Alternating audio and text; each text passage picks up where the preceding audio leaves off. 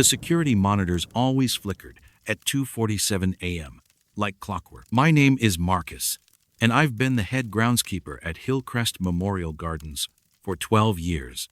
People think cemetery work is all about mowing grass and trimming hedges. But the real work happens after dark. That's when you repair irrigation lines without disrupting services, when you can use the heavy equipment without disturbing mourners, when you can actually think without the constant hum of visitors and funeral processions. I'd always been a night owl anyway. Started working the overnight shift 3 years ago when my predecessor, old Jimmy Castellanos, retired after 41 years. Jimmy had warned me about the quirks of the place, which sections flooded during heavy rain, where the sprinkler heads always seemed to malfunction, how the maintenance shed lock would stick in cold weather. But he never mentioned Section D.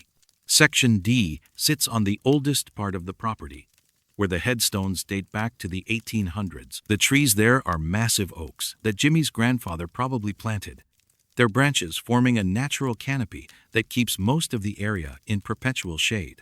It's peaceful during the day, but at night it feels different, heavier somehow. The security system consists of 8 cameras positioned throughout the cemetery, all feeding back to monitors in the maintenance office. I'd gotten into the habit of checking them periodically during my rounds, partly for security and partly because the night could get lonely. Most of the time, they showed exactly what you'd expect: empty pathways, the occasional raccoon or possum, maybe a stray cat picking its way between the headstones.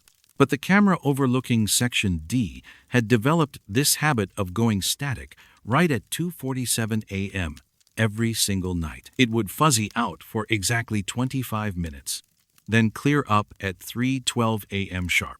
I'd made a note to call the security company about it, but cemetery budgets are tight, and it seemed like a minor glitch. That changed on a Tuesday in October. I was sitting in the office around 2:30, finishing up paperwork from the previous day's burial. A young mother who died in a car accident, leaving behind twin boys who couldn't have been more than 5 years old. The service had been particularly hard to watch, and I'd found myself staying later than usual, reluctant to go home to my empty apartment. The Section D monitor started its usual dance of static and snow right on schedule. But this time, instead of the familiar gray-white fuzz, shapes began moving across the screen. At first, I thought it was just the interference playing tricks on my tired eyes. But as I leaned closer, the image seemed to clear just enough to make out a figure. Someone was walking between the headstones in Section D. The figure appeared to be wearing white, a dress, or maybe a nightgown, and moved with the slow, deliberate pace of someone who knew exactly where they were going. I grabbed my flashlight and radio and headed outside, figuring it was probably just someone visiting a grave at an unusual hour. We occasionally got people who worked odd schedules or who found nighttime visits more private. But when I reached Section D, the area was completely empty. I walked the entire section twice, checking behind every headstone and monument. My flashlight beam swept across marble angels and granite crosses, illuminating the names and dates of people who'd been dead longer than I'd been alive. Nothing. No footprints in the damp grass, no disturbance of the flower arrangements, no sign that anyone had been there. When I returned to the office, the monitor was still showing static. But now I could see the figure more clearly. She, I was certain it was a woman, was standing directly in front of the Whitmore family plot, her head bowed as if in prayer or mourning. The image was grainy and wavering, but there was no mistaking the human shape on the screen. I ran back outside. The Whitmore plot was empty, just like before. This became my new routine. Every night at 2:47, I'd watch the monitors. Every night, the woman in white would appear on the Section D camera, visiting different graves within that oldest section of the cemetery. And every night, when I'd go outside to investigate, I'd find nothing. I started keeping a log. The woman appeared at the Morrison headstone on Wednesday, the Blackwood family monument on Thursday, the unmarked grave near the back fence on Friday. She never seemed to interact with the graves, just stood for a few minutes before moving on to the next one, always staying within the camera's field of view. The pattern continued for 2 weeks. I told myself it was just a technical malfunction. Maybe some kind of video feedback loop or electromagnetic interference from the old burial vaults. But deep down, I knew what I was seeing was real, even if I couldn't understand it. Then came the morning that changed everything. I was doing my usual dawn walkthrough, checking the grounds before the day shift arrived, when I noticed something different about Section D. Fresh flowers had appeared overnight on 17 different graves, not the wilted arrangements left by mourners or the seasonal decorations we placed for holidays, but crisp white lilies, perfectly arranged, and still beaded with dew. But here's what made my hands shake as I radioed the office.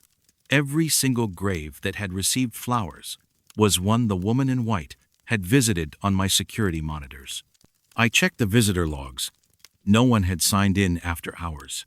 The gates had been locked since 6 p.m. the previous evening, and our keycard system showed no unusual entries. Yet someone had managed to visit 17 graves in the oldest section of the cemetery and leave identical floral arrangements, all without ever appearing on any camera except the malfunctioning one in Section D. The flowers were gone by the next morning, not wilted or removed, just gone, as if they'd never been there at all. But I had photographed them with my phone, and the images were clear. White lilies, perfectly arranged. 17 graves, all in Section D. I never saw the woman in white again after that night. The Section D camera still malfunctions at 2:47 a.m., still shows static until 3:12. But now, instead of trying to solve the mystery, I just turn away from the monitors during those 25 minutes. Some nights, when I'm walking the grounds just before dawn, I catch the faint scent of lilies drifting from Section D. It only lasts for a moment, and it could easily be my imagination. But I've learned that in cemetery work, there are some things you don't investigate too closely. The flowers still appear sometimes. Never when I'm watching. Never in any pattern I can predict. Just fresh white lilies on graves that haven't had visitors in decades, placed by hands I'll never see, carrying messages I'll never understand. The antique mirror behind the casket had belonged to the funeral home longer than anyone could remember. I'm Director Chen, and I've been running Chen Associates Funeral Home for 8 years, taking over from my father when he retired. The business has been in our family since 1967, when my grandfather first opened these doors to serve the community. Every room, every piece of furniture, every tradition carries the weight of decades of grieving families and final farewells. The viewing room mirror is Victorian, probably from the 1880s, with an ornate bronze frame that's developed a deep patina over the years. It hangs on the back wall of our main viewing room, positioned so that it reflects the casket and flowers, without creating an uncomfortable focal point for mourners. My father always said it made the room feel larger, more peaceful. For most of my life, I never gave it much thought. Our viewing room serves about 3 families per week, sometimes more during flu season or after accidents. Each family gets their time to say goodbye, to sit with their loved one, to begin the long process of accepting loss. It's intimate work, and I've learned to read the subtleties of grief, how some people need absolute silence, while others want to fill the space with stories and laughter, how children approach death differently than adults, how the weight of loss can transform even the strongest person into someone fragile and uncertain. I have a routine of checking each viewing room one final time before locking up. It's partly practical, making sure flowers are properly watered, adjusting the temperature controls, ensuring everything is ready for the next day's services. But it's also something deeper, a moment of respect maybe, for the person lying in rest, and for the families who've trusted us with their grief. The first time I noticed something odd was on a Thursday evening in late September. We'd been hosting a viewing for Mrs. Eleanor Vasquez, a retired teacher who died peacefully in her sleep at 83. Her family had filled the room with photographs from her 40 years of teaching, and the whole space felt warm with memories and shared stories. As I was doing my final check, I glanced at the mirror and saw Mrs. Vasquez's reflection. Nothing unusual there, The casket was positioned perfectly in the mirror's frame, surrounded by the elaborate flower arrangements her former students had sent. But something made me look twice. Her hands appeared to be positioned differently than when I'd left the room an hour earlier. During the preparation, we'd arranged her hands in the traditional pose, right hand over left, both resting peacefully on her chest, holding the rosary her daughter had requested. But in the mirror's reflection, her hands looked slightly separated, as if she'd shifted position. I approached the casket directly. Her hands were exactly where we'd placed them, rosary carefully positioned, fingers arranged just as I'd left them. When I looked back at the mirror, the reflection showed the same thing. I convinced myself that the angle had been playing tricks on my tired eyes, that the combination of soft lighting and emotional exhaustion had created a momentary illusion. But it happened again the next week. Mr. Thomas Chen, no relation, despite the shared surname, had been a mechanic for 41 years before a heart attack claimed him at 68. His viewing was scheduled for Friday evening, and his family had requested a simple service with minimal flowers. He'd been a straightforward man in life, and his widow wanted the same simplicity in death. During the final check, I noticed his reflection in the mirror seemed to show his head turned slightly toward the door, as if he were watching for someone to arrive. When I examined him directly, his head was positioned straight ahead, exactly as we'd arranged it. The mirror's reflection continued to show the turned position. I began documenting these incidents, keeping a private log of what I observed. Over the next month, it happened with increasing frequency. The deceased would appear one way in direct viewing, but differently in the mirror's reflection. Small changes. A slight smile on lips that had been set in peaceful neutrality. Shoulders that seemed more relaxed. Hands that appeared to be reaching for something just out of view. The pattern became impossible to ignore during the viewing for 7-year-old Sophie Martinez, who'd lost her battle with leukemia in early November. Her parents had requested that she be dressed in her favorite fairy princess costume, complete with plastic tiara and silver wand. The viewing room had been decorated with balloons and stuffed animals, transforming the usually solemn space into something that felt more like a child's bedroom. In the mirror, Sophie's reflection showed her holding the wand differently, not at rest across her chest, but raised slightly, as if she were in the middle of casting a spell. When I looked directly at her, the wand remained in the peaceful position we'd arranged. But the mirror consistently showed the raised position, and sometimes, I swear, I could see a subtle movement in the reflection, as if she were gently waving the wand back and forth. That's when I decided to cover the mirror during services. I told families it was a temporary measure while we had the frame restored. But the truth was more complicated. The mirror had begun to feel like a window into something I wasn't meant to see, showing me versions of the deceased that didn't match the careful preparations we'd made. It felt like an intrusion, somehow, both for the families and for the people who had passed. But the families noticed. They began asking why their loved ones looked restless or uncomfortable during viewings. Mrs. Patterson, whose husband had been a career firefighter, said he looked like he was waiting for the next call. The Jenkins family mentioned that their teenage son, who died in a motorcycle accident, seemed like he was trying to sit up during the service. I realized that whatever I was seeing in the mirror's reflection was somehow affecting the deceased themselves, or at least how they appeared to others. The mirror wasn't just showing me something different, it was revealing something true about the transition between life and death, something that made the carefully arranged piece of our preparations feel artificial. Last week, I uncovered the mirror again, not because I wanted to see what it would show, but because I understood that hiding from it wasn't the answer. Death isn't always peaceful, and grief isn't always simple. Maybe the mirror was showing me something important about letting go, about allowing the deceased to be something other than our carefully constructed version of rest.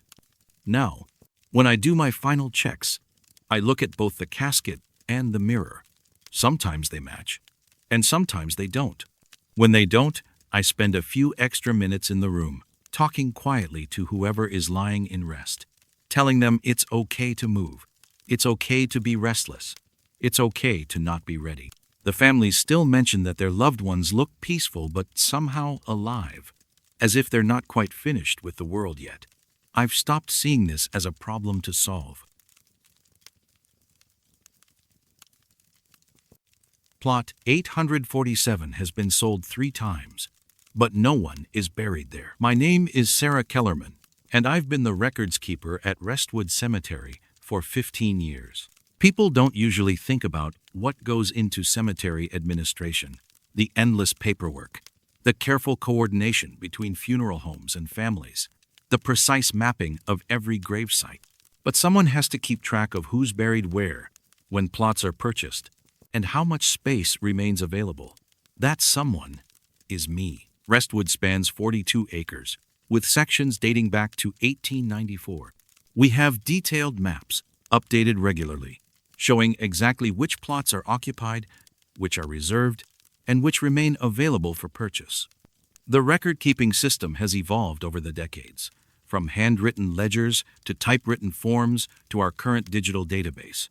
But the essential information remains the same: who, where, and when. Most of my day involves routine tasks: processing burial permits, updating plot ownership records, coordinating with groundskeeping staff about grave locations, helping families select sites for their loved ones. The work requires attention to detail and sensitivity to people who are often making these decisions during the worst moments of their lives. I take pride in keeping perfect records, in ensuring that every burial is properly documented, and that families can always find their way back to visit. But Plot 847 doesn't fit the pattern. According to our records, the plot was first sold in 1923 to Harold and Margaret Whitfield for the burial of their infant son. The sale was documented properly, payment received, plot deed issued, burial permit filed. But when I cross-reference this with our burial records, there's no corresponding entry for any burial taking place. In 1968, the same plot was sold again to the Morrison family. Again, all the paperwork was in order: payment, deed, proper signatures from the cemetery director at that time, but no burial record. Most recently, in 1997, the Hendricks family purchased Plot 847 for their elderly father.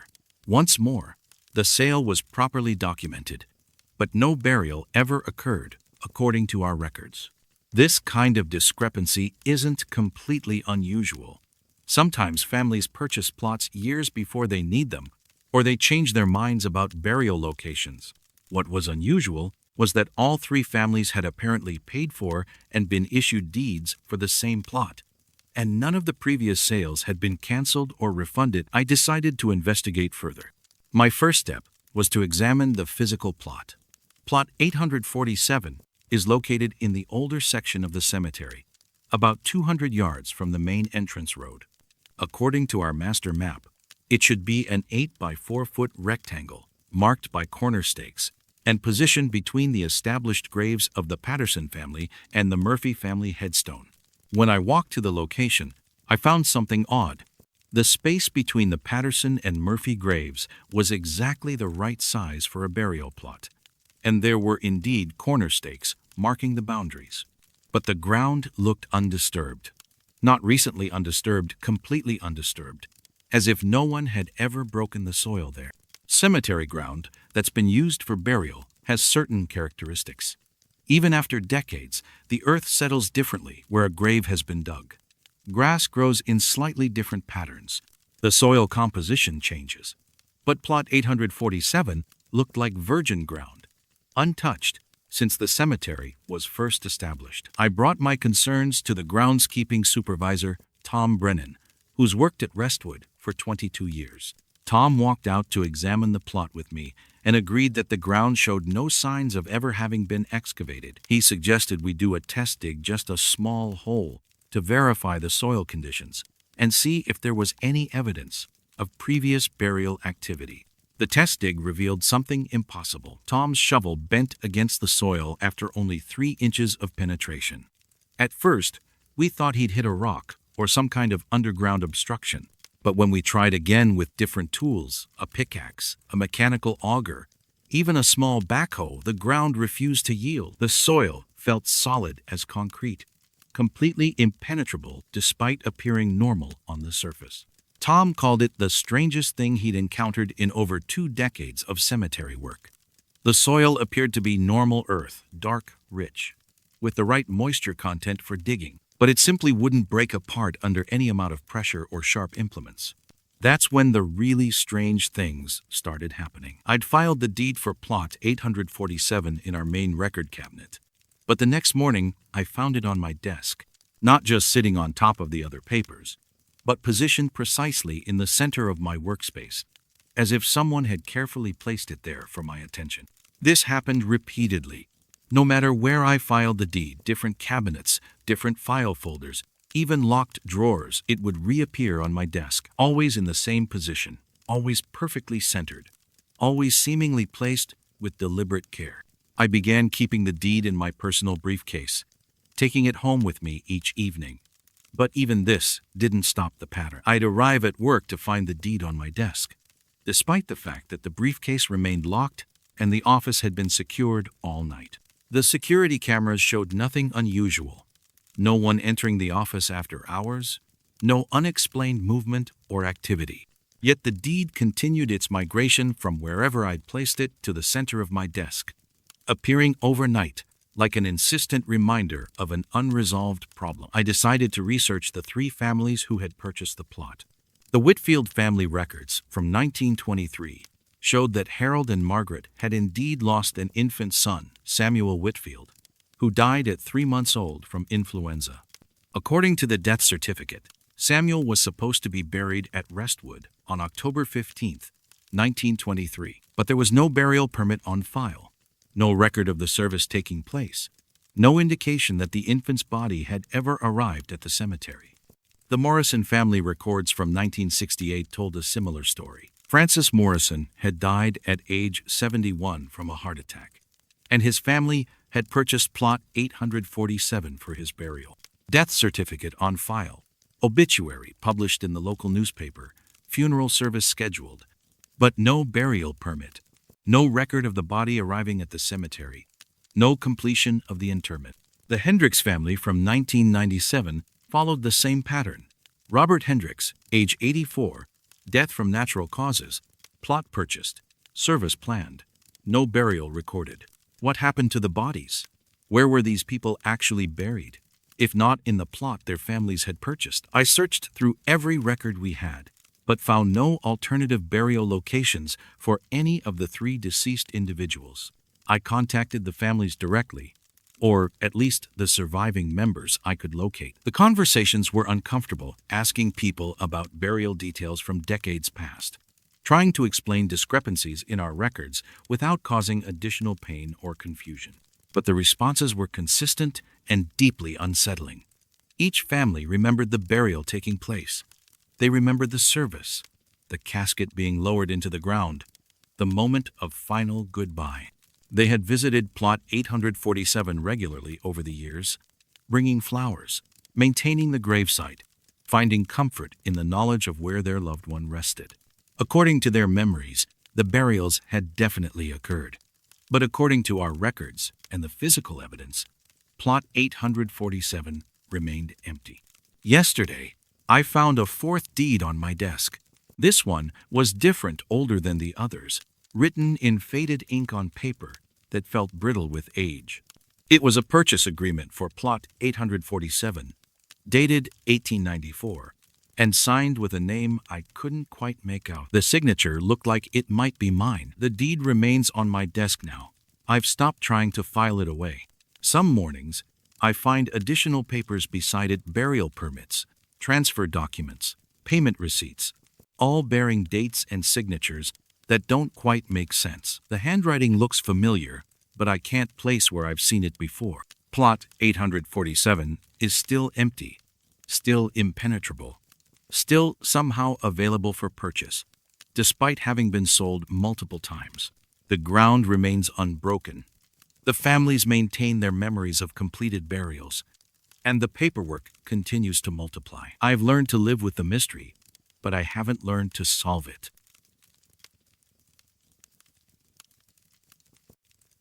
Every Tuesday at 4 p.m., I see the same elderly couple walking past the prep room window. I'm Javier Ramirez, and I've been working as a mortuary assistant at Peaceful Rest Funeral Home for 6 years. It's not glamorous work I help with: body preparation, maintain equipment, coordinate with coroners and family members, handle the administrative details that keep everything running smoothly. But it's honest work, and I've found that being part of people's final arrangements gives me a sense of purpose that I never found in previous jobs. The funeral home sits on a quiet street lined with oak trees, surrounded by a small parking lot and a memorial garden where families can hold outdoor services. The prep room, where I do most of my work, faces the garden through a large window that provides natural light during the day. I've always appreciated that window it makes the clinical environment feel less confined, gives me a view of something living and peaceful while I work with the deceased. Most days, I see the usual activity through that window: families arriving for services, funeral directors greeting mourners, groundskeeping staff maintaining the garden paths. During off-peak hours, the area is typically empty, except for the occasional delivery truck or staff member taking a break outside. But Tuesdays are different. Every Tuesday at exactly 4 p.m., an elderly couple walks past the window. They always follow the same path, entering the garden from the main parking lot, walking slowly along the stone pathway, pausing near the fountain in the center of the memorial space, then continuing toward the back of the garden where it connects to the adjacent residential neighborhood. The couple appears to be in their 70s or 80s. The man walks with a slight stoop, but maintains steady movement, wearing a dark cardigan that looks well maintained but dated. The woman beside him is smaller, more fragile looking, but she moves with the same purposeful pace. They always hold hands. What struck me as unusual wasn't their presence. Many older couples take regular walks through our memorial garden, finding the peaceful setting conducive to reflection or gentle exercise. What was strange was their absolute consistency. Same day, same time, same path, same pace, week after week for the past 2 years. In funeral home work, you become attuned to patterns of grief and remembrance. Some people visit grave sites daily for weeks after a loss, then gradually reduce their visits as they adjust to their new reality. Others come once a year on anniversaries or birthdays, maintaining a steady but infrequent connection. But this level of precision in routine felt different, more ritualistic than casual. I began paying closer attention to their weekly visits. The couple never acknowledged the funeral home building or showed any sign of noticing me through the prep room window. They never paused to read the memorial plaques scattered throughout the garden or stopped to examine the seasonal flower plantings. Their focus seemed entirely internal, as if they were walking through a familiar neighborhood rather than a memorial space. Most significantly, they never spoke to each other during these walks, not a word that I could observe through the window. They simply held hands and moved together with the synchronized rhythm of people who had been walking together for decades. I decided to introduce myself. On a Tuesday in late October, I timed my work break to coincide with their 4 p.m. arrival. I stepped outside just as they were approaching the fountain and walked toward them with what I hoped was a friendly, non-intrusive demeanor. "Good afternoon," I said as they approached. "I see you folks here every Tuesday. I'm Javier. I work inside. Beautiful day for a walk." They didn't respond, not even a glance in my direction. I tried again, positioning myself more directly in their path. "Excuse me, I hope I'm not interrupting anything. I work here at the funeral home, and I've noticed you take regular walks through our garden. Is there anything I can help you with?" The couple walked past me as if I weren't there. Not rudely, they didn't seem to be ignoring me deliberately. It felt more like they genuinely couldn't see or hear me, as if I existed on a different plane from their Tuesday afternoon routine. I watched them complete their usual circuit through the garden and exit toward the residential area. Then I followed at a distance, curious about where their walk led them. The path from our memorial garden connects to Maple Street, a quiet residential block lined with modest houses built in the 1950s and 60s. I expected to see the couple continue down the sidewalk to their home, or perhaps to another destination in the neighborhood. But when I reached Maple Street, they were gone. I walked the entire block in both directions. Maple Street is straight and flat, with clear sight lines for several hundred yards. There were no driveways they could have turned into quickly. No side streets or pathways that would allow someone to disappear from view in the few seconds between when they left the garden and when I reached the street. The neighborhood was quiet, with only a few residents visible: a woman watering her lawn, a teenager checking the mail, an older man washing his car in his driveway. I approached the man with the car and asked if he'd seen an elderly couple walk by in the last few minutes. "Can't say that I have," he replied. "I've been out here for 20 minutes or so. Pretty quiet afternoon." I described the couple, their appearance, their careful pace, the fact that they were holding hands. The man shook his head. "Doesn't ring a bell." But then again, lots of folks walk through this neighborhood. Nice and quiet here. This became my new Tuesday routine. I'd watch for the couple's 4 p.m. arrival, then follow them to Maple Street, where they would consistently vanish without explanation. Sometimes I tried different approaches, leaving the building earlier to position myself at various points along their route, asking other staff members to watch for them, even checking with neighbors on different days to see if anyone had noticed a regular walking routine. Nothing. The couple appeared only on Tuesdays at 4 p.m., only during their walk through our memorial garden, and only when observed from the prep room window. I began researching the history of the funeral home and the surrounding neighborhood.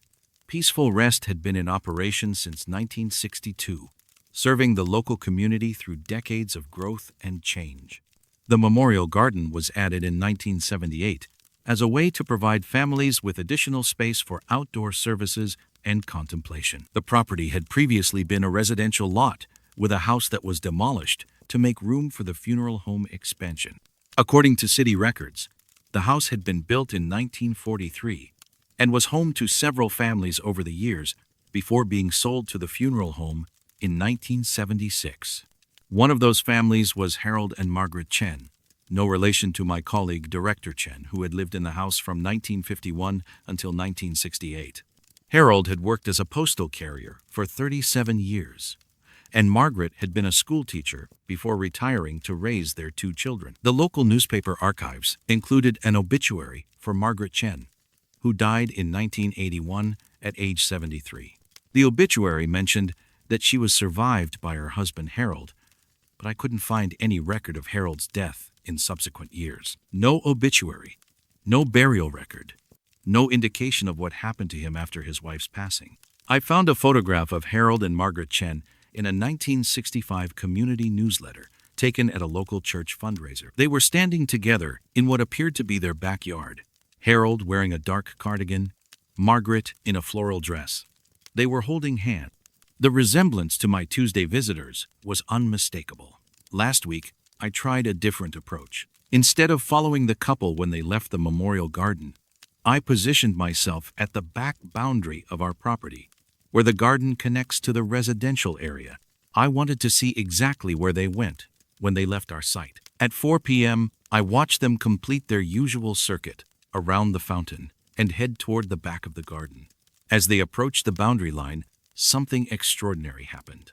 Their images began to fade, becoming translucent and wavering, like heat mirages rising from summer pavement. By the time they reached the property line, they were barely visible ghostly outlines that seemed to dissolve into the afternoon air.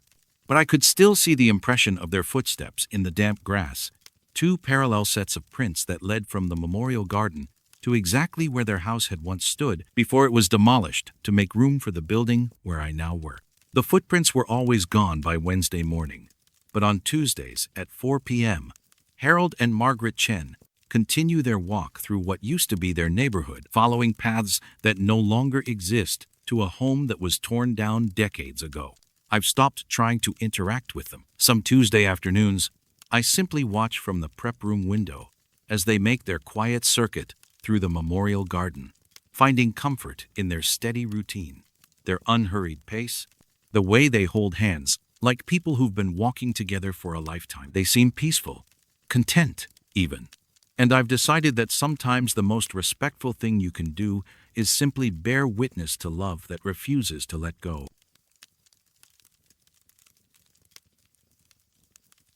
Bodies I prepare during night shifts sometimes wear different expressions by morning. My name is Ruth Halverson, and I've been a licensed embalmer for 19 years.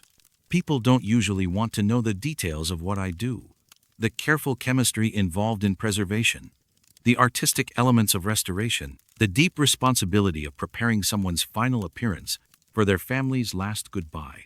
But embalming is both science and art, requiring technical precision and aesthetic sensitivity to help families find peace in their final memories of their loved ones. I work primarily night shifts because that's when the work can be done without interruption. Funeral homes operate on tight schedules during the day: viewings, services, meetings with families, coordinating with clergy and cemetery staff. The quiet hours between 10 p.m. and 6 a.m. provide the focused environment necessary for careful preparation work.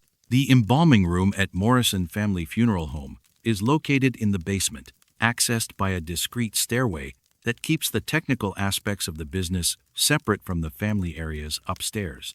It's a sterile, well-lit space with stainless steel tables, chemical storage systems, and all the specialized equipment required for the embalming process. I've always appreciated the clinical organization of the room, everything in its proper place, each tool and solution exactly where it should be. Most of my work involves routine preparation. Families want their loved ones to appear peaceful and recognizable, free from the trauma of illness or accident, restored to something approaching the appearance they maintained in life. This requires careful attention to detail, adjusting facial features to achieve a natural expression, using cosmetics to restore color and vitality, positioning hands and body to convey rest and dignity. The standard procedure begins with washing and disinfecting the body, followed by setting the facial features and closing the eyes and mouth. Then comes the arterial embalming process, where preservation chemicals are introduced through the circulatory system, while blood is drained away. Finally, there's the restoration work, filling in sunken areas, applying cosmetics, styling hair, dressing the deceased in clothes chosen by the family. Throughout this process, I maintain detailed notes about the condition of the body, the chemicals used, any special requests from the family, and the final positioning and appearance. These records help ensure consistency and provide documentation for any questions that might arise. But over the past 8 months, I've noticed some unusual patterns in my work. Bodies that I prepare during night shifts would sometimes look different when I returned to check on them the next evening. Not dramatically different, the changes were subtle enough that I initially attributed them to lighting differences or fatigue affecting my perception. But the variations became impossible to ignore. A middle-aged man who died from complications of diabetes had been brought to me on a Tuesday night. His family wanted a peaceful expression, and I'd worked carefully to position his features in a gentle, restful pose. His mouth was closed in a straight line, his hands positioned over his chest, his overall appearance conveying dignity and calm. When I checked on my work the next evening, his expression had changed. Just slightly, the corners of his mouth had lifted into the faintest suggestion of a smile. Not a dramatic change, but noticeable enough to make me question my memory of the previous night's work. I consulted my preparation notes, which clearly documented the neutral expression I'd achieved. I even had photographs taken after completion, which showed the straight-line mouth position I remembered creating. But the body now displayed a subtle smile that hadn't been there 24 hours earlier. This pattern repeated with increasing frequency. An elderly woman who had died peacefully in her sleep would shift from the serene expression I'd created to something that looked more alert, as if she were listening to a conversation just outside her hearing. A teenage boy killed in a car accident would change from the peaceful pose his parents had requested to a position that seemed more relaxed, more natural, as if he were simply taking a nap rather than lying in permanent rest. The changes were always subtle and always seemed to make the deceased appear more lifelike, more animated. more engaged with their surroundings. Never disturbing or frightening expressions, but definite departures from the carefully constructed appearances I'd created. I began documenting these changes systematically, taking photographs immediately after completing each preparation, and again, 24 hours later. The photographic evidence was undeniable. The expressions were definitely changing between my night shift work and the following evening's check. But here's what made the situation truly unsettling. The cameras never captured the moment of change. Morrison Family Funeral Home has security cameras throughout the building, including one positioned to monitor the embalming room for insurance and liability purposes. I requested access to the overnight footage for nights when I documented facial changes, expecting to see some kind of movement or shift that would explain what I was observing. The footage showed nothing unusual. The bodies remained perfectly still throughout the recorded hours, maintaining exactly the positions and expressions I'd created during preparation. According to the cameras, no changes ever occurred. Yet my photographs clearly documented the differences, and my direct observations confirmed that the expressions had indeed altered between my preparation work and the subsequent viewing. I began staying later after completing preparations, sometimes remaining in the building until dawn, to see if I could observe the changes as they occurred. During these extended shifts, I never saw any movement or alteration. The bodies remained exactly as I'd positioned them throughout the night. But when I'd return the following evening, the subtle changes would be present, captured in photographs, visible to my direct observation, yet completely absent from security footage taken during the intervening hours. The pattern was consistent enough that I started anticipating which bodies would undergo these overnight transformations. They were always people who had died unexpectedly or traumatically. Accident victims, sudden cardiac events, complications from routine surgeries, people whose deaths had interrupted lives that felt unfinished. In contrast, bodies of people who had died after long illnesses or at advanced ages rarely showed these overnight changes. Their expressions remained exactly as I'd positioned them, stable and unchanging between preparation and viewing. The most dramatic example occurred 3 weeks ago, when I prepared the body of Michael Torres, a 34-year-old father who had died in a workplace accident. His family requested that he appear peaceful and well-rested, as if he were simply sleeping. I'd worked carefully to achieve this appearance, positioning his features in a gentle, relaxed expression. The next evening, Michael's expression had changed significantly. Instead of the peaceful, sleep-like pose I'd created, he now appeared to be in the middle of speaking mouth, slightly open, eyebrows raised, face animated, as if he were in the middle of telling a story to someone just outside the frame of vision. The change was so pronounced that I called my supervisor, wondering if someone else had worked on the body during the day shift. But the preparation logs showed no additional work, and the day shift staff confirmed that no one had accessed the embalming room. Michael's family arrived for their private viewing that evening. Instead of being disturbed by the changed expression, they were deeply comforted. His wife said he looked exactly like himself, animated and engaged, as if he were about to share one of his favorite jokes. His children mentioned that he looked like their daddy when he was telling bedtime stories. The family's positive reaction made me realize something important. The overnight changes weren't creating disturbing or unnatural appearances. They were revealing something more authentic about the deceased, something that my careful technical work had inadvertently suppressed. I began approaching my preparation work differently. Instead of imposing a standard, peaceful expression on every body, I started paying more attention to the natural features and trying to enhance what was already present, rather than replacing it with a generic pose. The overnight changes became less dramatic but continued to occur. Bodies would still shift slightly between preparation and viewing, but the alterations felt more like fine-tuning than complete transformations. A mouth that I'd positioned in a neutral line might develop the hint of a characteristic smile. Eyes that I'd closed in a standard manner might settle into a position that looked more personally familiar. I started asking families about these subtle changes during viewings.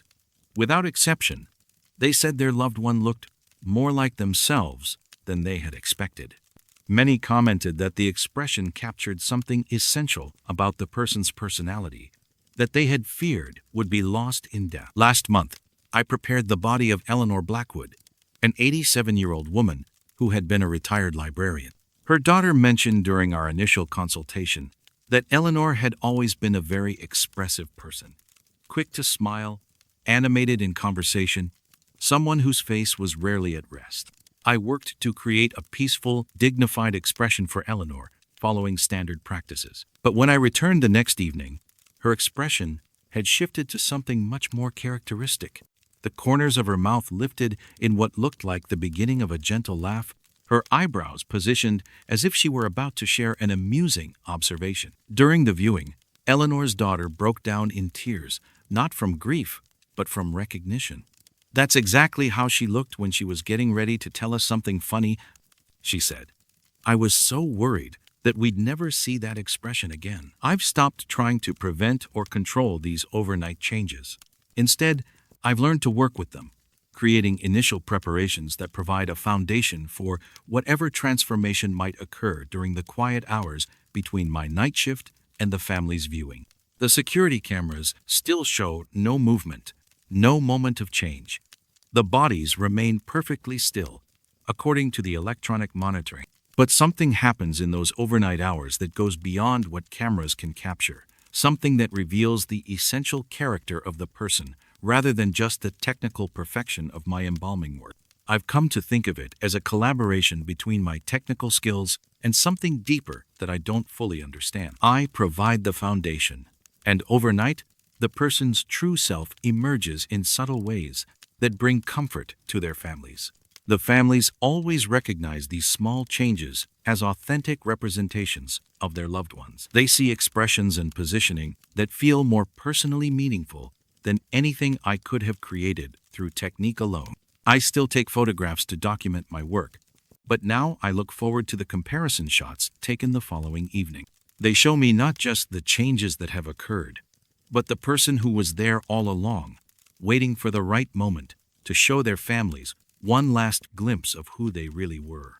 Some mornings, when I'm finishing my shift and preparing to leave the embalming room, I find myself saying goodbye to the people I've worked with during the night. Not just to their bodies, but to whatever part of them participates in these gentle transformations. I've learned that death isn't always the end of expression. Sometimes it's just the beginning of a different kind of communication, one that happens in the quiet hours when no one is watching, when cameras can't capture what's truly occurring, when love finds a way to reach across the boundary between life and whatever comes after.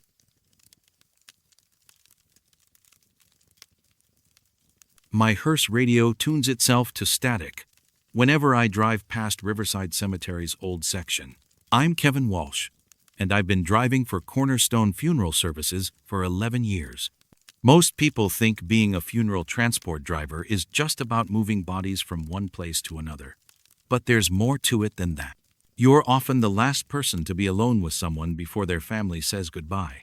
And you're responsible for their safe, dignified transport during one of the most important journeys they'll ever make. The route between our funeral home and the 3 cemeteries we service most often takes me through the older part of town, where tree-lined streets wind past houses that have been standing since the 1920s. It's peaceful driving, usually the kind of quiet roads where you can think and reflect, which feels appropriate when you're carrying someone to their final rest. Riverside Cemetery sits on 40 acres of rolling hills overlooking the Blackstone River. The newer sections, closest to the main entrance, feature flat, well-manicured lawns with uniform headstones arranged in neat rows. But the older section, dating back to 1878, has a different character entirely. The graves there follow the natural contours of the hillside, marked by elaborate Victorian monuments and surrounded by mature oak and maple trees that create a canopy of shade even on the brightest days. I've always preferred the old section. There's something honest about those weathered headstones, with their detailed inscriptions and ornate carvings. The people buried there seemed to understand that death was part of life, not something to be hidden or sanitized. Their monuments tell stories: beloved wife and mother, devoted father, taken too soon, reunited in heaven rather than just listing names and dates. The radio issue started about 8 months ago. My hearse is a 2014 Cadillac XTS, well-maintained and equipped with a premium sound system that's usually tuned to a classical music station.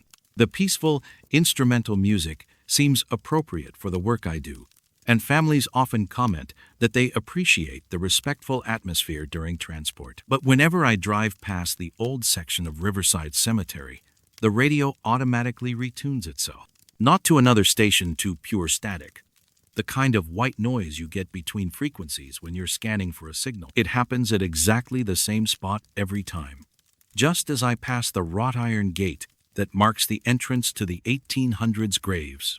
At first, I assumed it was some kind of electronic interference. Old cemeteries sometimes have underground cables or equipment that can affect radio reception. I had the radio system checked twice, and both times, the technicians found nothing wrong with the equipment. The static always lasts exactly 47 seconds. I've timed it repeatedly, and it's consistent every single time. 47 seconds of white noise, and then the classical music returns as if nothing happened. But 3 weeks ago, something changed. I was transporting Mrs. Catherine Donnelly, an 81-year-old former nurse who had died peacefully after a brief illness. Her family had requested burial at Riverside, in a plot she'd purchased years earlier in the newer section. As we approached the cemetery, I prepared for the usual 47 seconds of static. The radio tuned itself away from the classical station right on schedule. But instead of static, I heard music. Big band music, specifically the kind of swing jazz that was popular in the 1940s. Not a full song, just a fragment of melody, maybe 15 or 20 seconds of instrumental music before fading back to static for the remaining time. I mentioned this to Harold Pemberton, the cemetery groundskeeper, when I arrived for the burial. Harold has worked at Riverside for 32 years and knows more about the place than anyone. "Interesting," he said, when I described the music. "You know, we had the first burial in the old section on October 23rd, 1878. Young woman named Rose Whitman died on her wedding day. The newspaper said they played her favorite song during the service, some kind of waltz that was popular then. But Harold didn't think Rose's waltz would sound like 1940s big band music. He suggested I research the cemetery records to see if I could find any connection between the music I was hearing and someone buried in the old section. The next week, transporting Mr. Robert Chen for burial in the newer section, the radio anomaly occurred again. This time, the music was different, still big band, but a different melody, more upbeat and danceable. Again, just a fragment before dissolving back into static. I started keeping a log of these musical incidents, noting the date, the identity of the person I was transporting, and whatever details I could remember about the music I heard. After 6 weeks of documentation, a pattern emerged. The music seemed to correspond to the era when the person I was transporting would have been young. Mrs. Donnelly, born in 1942, had been a teenager during the height of the big band era. Mr. Chen, born in 1938, would have been courting his wife during the same period. The fragments of music I heard matched the popular styles from their youth. But there was something else. The music always sounded like it was coming from very far away, as if I were picking up a radio signal from a distant station with poor reception. And it had the slightly tinny quality of old recordings, like listening to music played on equipment from decades past. Last month, I was transporting Jennifer Martinez, a 34-year-old mother who had died in a car accident. As we approached Riverside Cemetery, I wondered what kind of music the radio would produce for someone born in the 1980s. The usual retuning occurred, but this time I heard something completely unexpected. Instead of music from Jennifer's youth, which would have been 80s pop or early 90s alternative rock, I heard the same big band melody that had played during Mrs. Donnelly's transport. That's when I realized the music wasn't connected to the person I was carrying. It was connected to someone else, someone who had been trying to communicate through my radio for months. I researched the cemetery records more thoroughly, focusing on burials from the 1940s. What I found was Rose Whitman, not the 1870s bride Harold had mentioned, but a different Rose Whitman, buried in the old section in 1943. This Rose Whitman had died at age 22, just 3 days before her wedding to a soldier named James Morrison, who was home on leave. According to the obituary, Rose had been killed in a factory accident while working to support the war effort. The newspaper mentioned that she and James had met at a USO dance and that their favorite song was In the Mood by Glenn Miller. The timing made sense. Rose would have been courting James during the height of the big band era. The music I was hearing, those fragments of swing jazz that sounded like distant radio broadcasts, matched the style that would have been popular during her brief romance. But why was Rose reaching out through my radio? And why only when I was transporting other people to their final rest? I decided to visit Rose's grave directly. Her headstone sits under a large maple tree in the oldest part of the cemetery. A simple granite marker with basic information. Rose Marie Whitman, 1921 to 1943, beloved daughter and fiancée. No elaborate carving or poetic inscription, just the essential facts of a life cut short. What struck me was the condition of the grave site. Most of the graves from that era show signs of age and weather, faded lettering, stained stone, overgrown borders. But Rose's grave looked recently tended.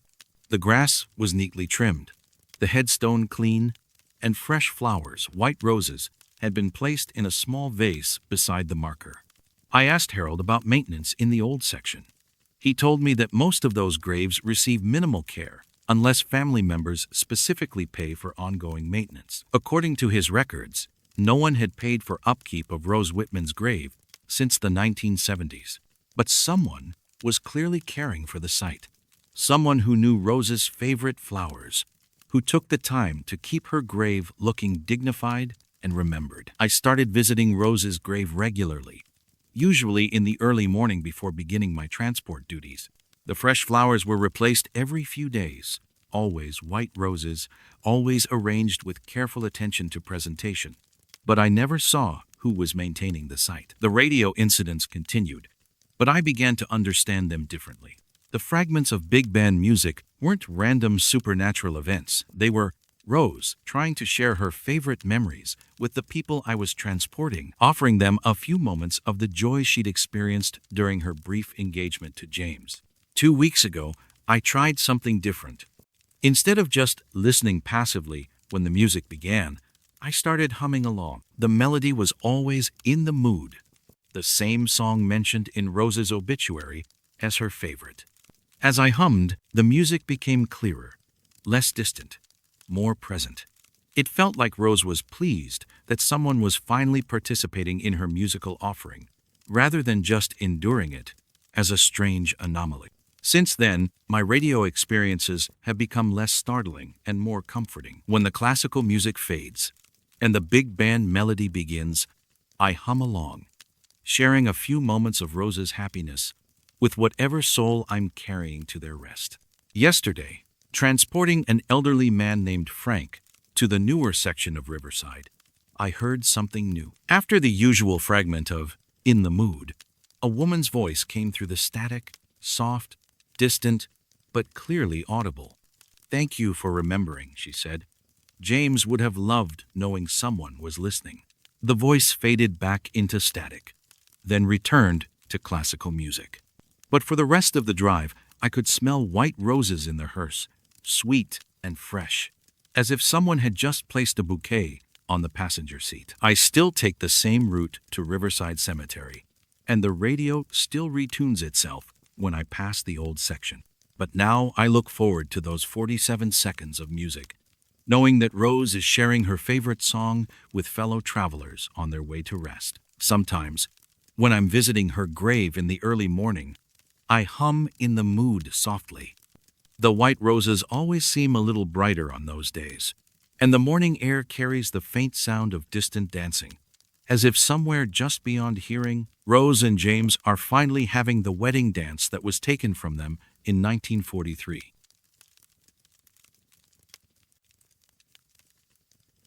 The bronze memorial bench in Section C turns to face the opposite direction every night. I'm Linda Kowalski, and I've been the maintenance supervisor at Greenwood Cemetery for 14 years. People think cemetery maintenance is just about mowing grass and trimming hedges, but the reality is much more complex. We're responsible for preserving hundreds of memorial monuments, maintaining drainage systems that protect graves from water damage, and ensuring that families can find comfort and peace when they visit their loved ones. Greenwood Cemetery spans 63 acres and serves families from 4 different townships. We have sections dating back to 1869, with everything from simple fieldstone markers to elaborate mausoleums that required master craftsmen to build. Each memorial tells a story, and part of my job is making sure those stories remain visible and accessible for future generations. Section C is one of our newer areas, developed in the 1980s to accommodate the growing needs of the community. Unlike the older sections with their varied headstone styles and irregular layouts, Section C was planned with consistent spacing and uniform landscaping. The graves are arranged in neat rows, separated by paved walkways, with small trees and flower beds positioned to create a park-like atmosphere. The memorial bench sits at the center of Section C, positioned to overlook the entire area from a slightly elevated position. It's a beautiful piece, solid bronze with a dark patina that's developed over the years, mounted on a concrete foundation that was poured specifically to support its weight. The bench can seat 3 people comfortably and provides a peaceful place for families to sit and reflect during visits. The inscription on the bench reads, "Until we meet again," in elegant script lettering. Below that, in smaller text, "In memory of those who wait for us." There's no specific name or date associated with the bench, which isn't unusual for memorial pieces that are donated by families who want to provide a general place of comfort rather than marking a specific grave. What is unusual is the bench's behavior. Every morning when I arrive for work, the bench is facing east, toward the cemetery's main entrance road. This is the position we installed it in, and it's the logical orientation visitors approaching Section C can see the bench and understand that it's available for their use. But every evening, when I do my final walkthrough before leaving, the bench is facing west, toward the older sections of the cemetery and the wooded area that borders our property. Not just turned slightly, completely reversed, as if someone had carefully rotated the entire fixture 180 degrees. The bench weighs approximately 400 pounds and is secured to its concrete foundation with 4 heavy-duty bolts. Rotating it would require tools, physical strength, and considerable time and effort. It's not something that could be done casually or quickly. Yet it happens every single night. I first noticed the pattern 3 months ago, when I was doing an inventory of memorial fixtures that needed seasonal maintenance. I was certain I'd left the bench facing east the previous evening, but found it facing west the next morning. I assumed that my crew had rotated it for some reason, perhaps to access the foundation for inspection, or to clean the back surface that's normally not visible. But when I asked my staff about it, no one had any knowledge of the bench being moved. Tom Brennan, who's worked with me for 8 years, said he'd noticed the same thing, but assumed I'd requested the change. Maria Santos, our newest crew member, mentioned that she thought the bench looked turned around, but hadn't wanted to question the positioning.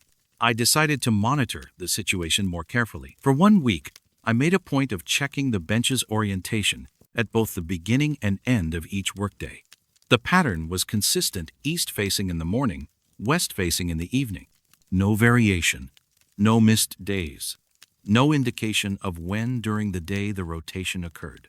I installed a motion-activated trail camera, the kind used by hunters to monitor wildlife, positioned to capture any activity around the bench during non-working hours. The camera was set to take photos whenever it detected movement and could operate in both daylight and infrared night vision modes. After 1 week of monitoring, the camera had captured hundreds of images of normal cemetery activity, mourners visiting graves, small animals moving through the area, occasional maintenance vehicles, but it showed no images of anyone approaching or manipulating the bench. More puzzling, The camera never captured the bench in the process of rotating. Every image showed it in either the east-facing or west-facing position, never in an intermediate angle that would indicate movement was occurring. I expanded my investigation by checking the concrete foundation for signs of stress or damage that might indicate the rotation was causing structural problems. What I found was troubling. The bolts that secured the bench to the foundation were loose every morning, as if the rotation had gradually worked them free from their mounting points. I tightened the bolts using a heavy-duty wrench, applying enough torque to ensure they were properly secured. By evening, they were loose again. Not just slightly loose, completely loose, as if someone had deliberately unscrewed them to allow the bench to rotate freely. But the loosening process should have been visible to the trail camera, and it should have left tool marks on the bolt heads. The camera showed nothing, and the bolts appeared untouched except for their loosened condition. I consulted with our cemetery board about the situation, and they suggested that we might be dealing with vandalism or some kind of practical joke. They authorized me to install additional security measures, including a second camera positioned at a different angle and a more sophisticated motion detection system. The enhanced surveillance produced the same results: no images of human activity around the bench, no evidence of tools being used, no documentation of the rotation process itself. Yet the bench continued its nightly reversal, and the bolts continued to loosen despite my daily tightening routine. That's when I decided to research the history of the memorial bench itself. According to our records, the bench was donated in 1997 by the Harrison family in memory of their son David, who had died in a motorcycle accident at age 23. The donation was part of a memorial garden project that included the bench, several decorative trees, and a small fountain that was later removed due to maintenance costs. But when I contacted the Harrison family to ask about the inscription and placement, they had no memory of specifying "until we meet again" as the text. According to David's mother, Margaret Harrison, they had requested a simple dedication with David's name and dates, something like, "In loving memory of David Harrison, 1974 to 1997. Margaret was surprised to learn that the bench bore different text entirely. She and her husband had visited the cemetery regularly in the years immediately following David's death, but had gradually reduced their visits as they learned to cope with their loss. She hadn't seen the bench in several years and had assumed it contained the inscription they'd originally requested. I showed Margaret photographs of the bench's current inscription. She had no explanation for the text or for the anonymous dedication "in memory of those who wait for us." She also mentioned something that made me reconsider the bench's orientation issues. "David always preferred the older sections of the cemetery," Margaret said. "When we were selecting his burial plot, he specifically asked to be placed where he could see the historic graves. He was interested in local history and used to read the old headstones when we'd visit other family graves. David Harrison's grave is located in Section B, directly adjacent to Section C. His headstone is positioned so that anyone sitting on the memorial bench and facing west toward the older sections would have a clear view of his burial site." This information changed my understanding of what might be happening with the bench rotation. Instead of seeing the movement as vandalism or supernatural mischief, I began to consider that it might be David's way of adjusting the bench to face his preferred view, the direction he'd requested for his own grave, toward the historic sections of the cemetery that had interested him in life. I decided to test this theory by leaving the bench in its west-facing position overnight, rather than rotating it back to east-facing each morning. If David was responsible for the movement, perhaps he would be satisfied with the westward orientation and stop the nightly rotations. The experiment worked for 3 nights. The bench remained west-facing, the bolts stayed tight, and the trail camera showed no unusual activity. I thought I'd solve the problem by simply allowing the bench to face the direction someone or something preferred. But on the 4th night, the rotation resumed. This time, however, it was different. Instead of a simple reversal from east to west, the bench had been turned to face north, towards Section A, where the oldest graves in the cemetery are located. The next morning, I found fresh flowers on David Harrison's grave, white carnations arranged in a simple bouquet. Margaret Harrison later confirmed that she hadn't visited the cemetery recently, and no other family members lived in the area. I realized that the bench rotations weren't random or even consistent. They were directed toward different sections of the cemetery, as if someone were systematically observing all areas of the grounds from the central vantage point the bench provided. Over the next month, I documented the bench's orientation each morning and mapped the directions it faced. The pattern revealed a slow, methodical survey of the entire cemetery: north toward Section A, northwest toward the mausoleum area, south toward the new expansion, southeast toward the memorial garden. Each time the bench faced a new direction, fresh flowers would appear on David Harrison's grave the next morning. Always white carnations, always simply arranged, always gone by evening without any indication of who had placed them. I've stopped trying to control the bench's orientation or tighten the bolts. Instead, I've come to see the rotation as David's way of continuing his interest in cemetery history and his care for the families who visit Greenwood to remember their loved one. The trail camera still operates, but I no longer expect it to capture the mechanism of the bench's movement. Some things happen between the moments our technology can document, in the quiet spaces where memory and love find ways to express themselves that don't require physical explanation. Last week, I was working late to finish some landscaping repairs when I noticed the bench beginning to rotate slowly toward the east. Not mechanically, but smoothly, as if guided by gentle, invisible hands. I watched from a distance as it settled into its new position, perfectly aligned toward the main entrance where families arrived to visit their loved one. The next morning, there were white carnations on my desk in the maintenance office, along with a handwritten note that said, "Thank you for understanding." The handwriting was young, masculine, and somehow familiar, though I couldn't place where I'd seen it before. I keep the note in my desk drawer now, along with a photograph of David Harrison that Margaret brought me from her family album. In the photo, David is sitting on a bench in a different cemetery, reading the inscription on an old headstone, completely absorbed in the stories that graves can tell. The memorial bench continues its patient rotation, offering David an ever-changing view of the cemetery he loved, and giving him a way to watch over the families who come to Greenwood, seeking comfort and connection with those they've lost.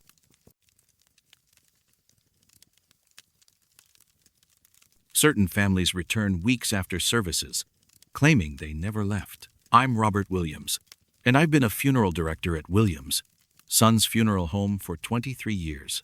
The business has been in my family for 3 generations, and I've learned that serving grieving families requires more than just administrative efficiency and professional demeanor.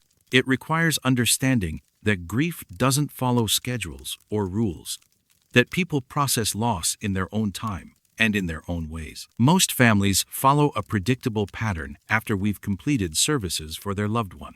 There's usually an initial period of frequent contact questions about paperwork, requests for additional copies of death certificates, sometimes just phone calls, because they need to talk to someone who knew their family member in those final days. Then, gradually, the contact diminishes as they begin to adjust to their new reality and find other sources of support. But some families are different. Some families seem unable to let go of the formal goodbye process, and they return to the funeral home repeatedly, sometimes for months after the burial or cremation has been completed. Williams, Sons sits on a quiet street in the older part of town, in a Victorian house that my grandfather converted to funeral home use in 1954. The building has large windows that face the street, and from my office, I can see the parking area where families arrive for services. It's a peaceful view most of the time: mature oak trees, well-maintained sidewalks, neighbors walking their dogs or tending their gardens. Over the past year, I've noticed something unusual about some of the families we've served. Instead of the gradual reduction in contact I'd expect, certain families seem to be increasing their connection to our funeral home, but in ways that don't quite make sense. I'll see them sitting in their cars in our parking lot during the evening hours, long after our offices have closed. Not just one or two family members, but entire groups, siblings, children, sometimes 3 generations sitting together in vehicles, facing our building as if they're waiting for something to begin. At first, I assumed they were simply finding comfort in the location where they'd said goodbye to their loved one. Grief manifests in many ways, and it's not unusual for people to seek out places that feel connected to their loss. I've had families tell me that sitting in our parking lot helps them feel closer to their deceased relative, as if being near the site of the funeral service maintains some kind of spiritual connection. But when I'd approached these families to offer assistance or simply to acknowledge their presence, their responses were troubling. The Morrison family, whose father had died from complications of diabetes 3 months earlier, were sitting in their SUV outside our building on a Tuesday evening in October.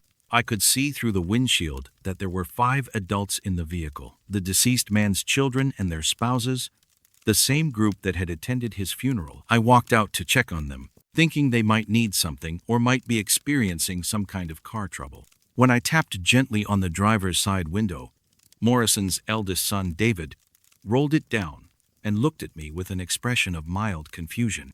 "Good evening, Mr. Morrison," I said. "I saw you folks out here and wanted to make sure everything was all right.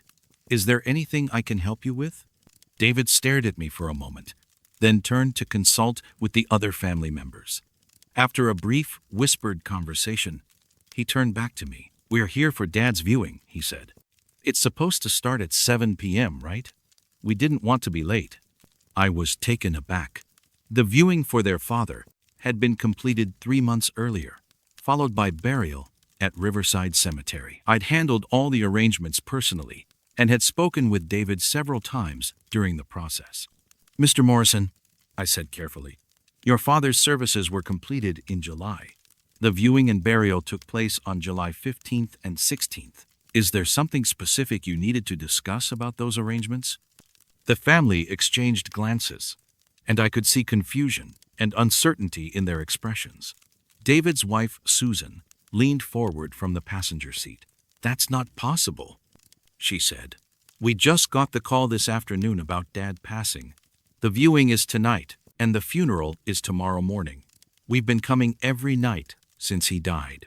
The conviction in her voice was absolute.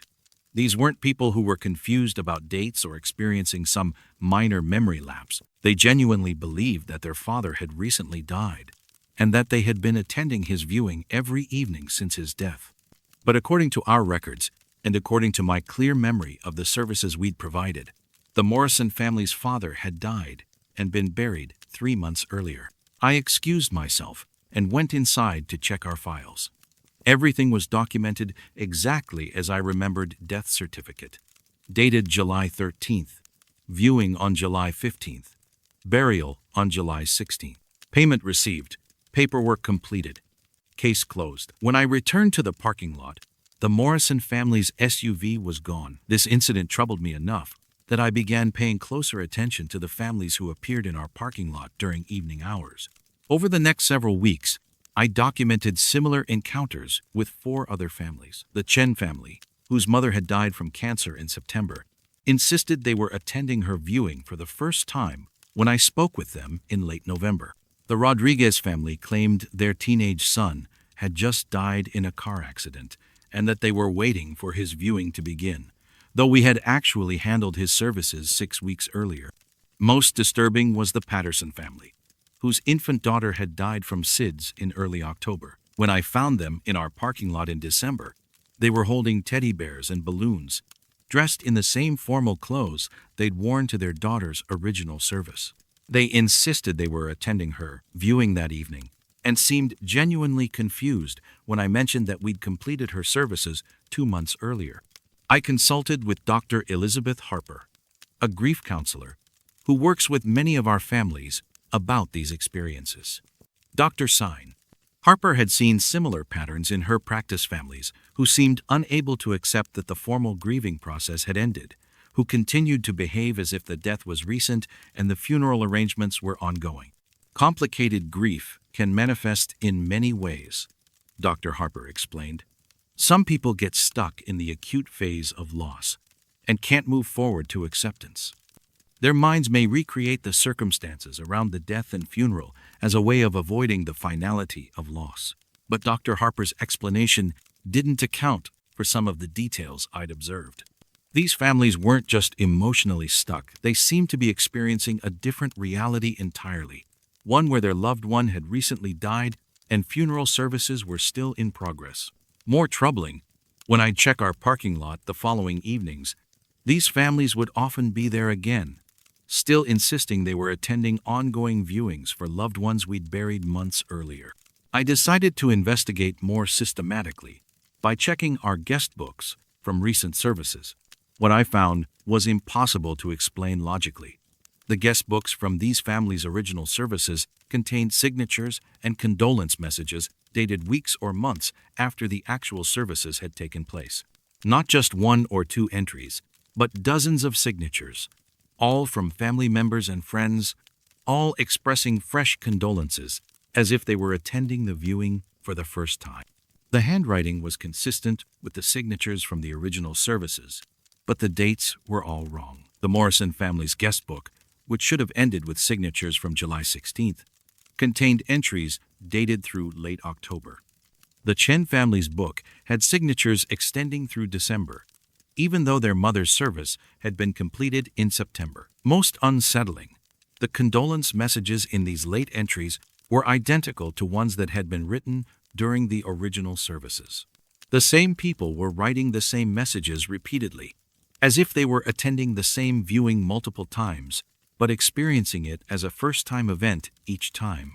I began staying late at the funeral home to observe these families more directly. What I witnessed challenged my understanding of grief, memory, and the boundary between life and death. The families would arrive in the early evening, usually around the same time their original viewing had been scheduled. They'd sit in their cars for a while, then approach our building and attempt to enter, even though the doors were locked and no services were scheduled. When they found the building secured, they'd return to their cars but wouldn't leave. Instead, they'd sit facing our building for hours, sometimes talking quietly among themselves, sometimes sitting in silence. Occasionally, I'd see them gesture toward our windows as if they were observing something inside that I couldn't see. Through our security system, I could monitor the interior of our building during these evening vigils. The viewing rooms were empty, dark, and undisturbed, but the families in the parking lot behaved as if they were watching ongoing services through our windows. Last month, I tried a different approach. Instead of approaching these families in the parking lot, I invited them inside when they appeared for their continuing viewings. The Morrison family arrived on a Wednesday evening in December, 5 months after their father's burial. When I saw them in their usual spot, I went outside and invited them in for coffee and conversation. They followed me inside readily, but once in our main parlor, their behavior became even more puzzling. They moved through the space as if they were attending an active viewing, signing the guest book, approaching the location where a casket would normally be positioned, speaking in the hushed tones appropriate for a funeral home visit. But there was no casket, no flowers, no indication that any service was taking place. The room was set up for a different family's viewing scheduled for the following day. Yet the Morrison family interacted with elements that weren't visible to me. David approached the empty space where his father's casket would have been positioned and stood quietly for several minutes, his lips moving as if he were speaking to someone. Susan arranged invisible flowers and whispered comments about how peaceful their father looked. The family spent 45 minutes in our parlor, participating in a viewing service that existed only in their perception but seemed completely real to them. When they were ready to leave, they thanked me for the beautiful service and mentioned how much it meant to them to have this time with their father. The next morning, I found fresh signatures in our guest book entries from the Morrison family, dated from their December visit, expressing condolences for their father's recent passing. I've stopped trying to convince these families that their loved one's services have been completed. Instead, I've learned to accommodate their need for ongoing farewell rituals, even when those rituals exist in a reality that I can't fully perceive or understand. Now, When I see families in our parking lot during evening hours, I simply unlock our doors and allow them to have whatever experience they need. Sometimes I participate by providing the guest book or adjusting the lighting in the viewing room. Sometimes I just observe from a distance, bearing witness to grief that has found a way to extend beyond the boundaries of normal time and space. The families always leave feeling comforted and grateful.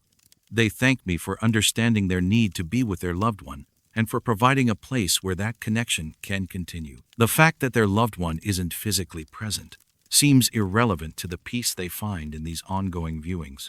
I've come to understand that some goodbyes can't be completed in a single service or contained within the conventional timeline of funeral arrangements.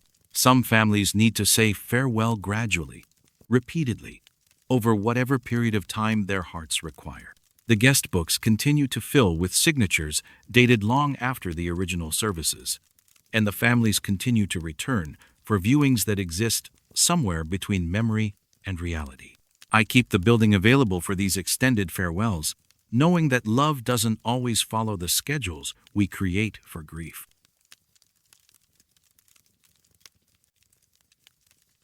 The third compartment from the left reads 32 degrees every morning. I'm David Nolan, and I've been a mortuary technician at Riverside Memorial Services for 9 years. Most people don't realize how much technical precision goes into funeral home operations. The careful temperature controls that preserve bodies during preparation, the chemical processes that allow families time for proper farewells, the equipment maintenance that ensures everything functions safely and reliably when families are depending on our services. Our walk-in refrigeration unit is the heart of our technical operation. It's a commercial-grade system designed specifically for mortuary use, with 6 individual compartments that maintain a constant 38 degrees Fahrenheit. Each compartment has its own monitoring system, digital temperature display, and backup power supply to ensure consistent cooling even during electrical outages. The refrigeration unit was installed in 2008, replacing an older system that had served the funeral home for 21 years. The new equipment came with a 5-year warranty and has been serviced annually by certified technicians ever since. It's reliable, efficient, and essential to our ability to serve families who need time to arrange services or who want to delay viewings until relatives can travel to attend.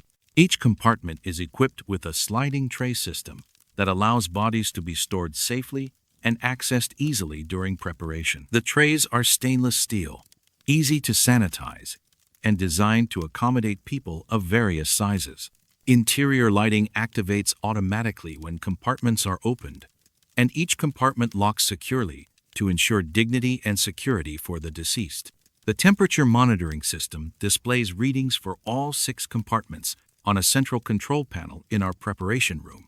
Under normal circumstances, all 6 readings should be identical 38 degrees, plus or minus 1 degree, to account for minor variations when compartments are opened or when the system cycles through its cooling routine. But the third compartment from the left has never displayed the correct temperature. Every morning when I arrive for work, compartments 1, 2, 4, 5, and 6 show 38 degrees as expected. Compartment 3 consistently shows 32 degrees, 6 degrees colder than the system setting, and well below the optimal temperature for body preservation. I first noticed this discrepancy during my second week working with the new system in 2008. I assumed it was a calibration error with the digital display and made a note to mention it during the next service call. But when the technician came for the annual maintenance check, his testing equipment confirmed that compartment 3 was indeed operating at 32 degrees despite being connected to the same cooling system as the other 5 compartments. The technician, Mark Sullivan from Commercial Refrigeration Solutions, was baffled by the reading. He checked the refrigerant lines, tested the thermostat controls, examined the insulation, and verified the electrical connections. Everything appeared to be functioning normally, yet compartment 3 consistently maintained a temperature 6 degrees below the system setting. "I've never seen anything like this," Mark said, after spending 3 hours troubleshooting the unit. "All the components are working correctly.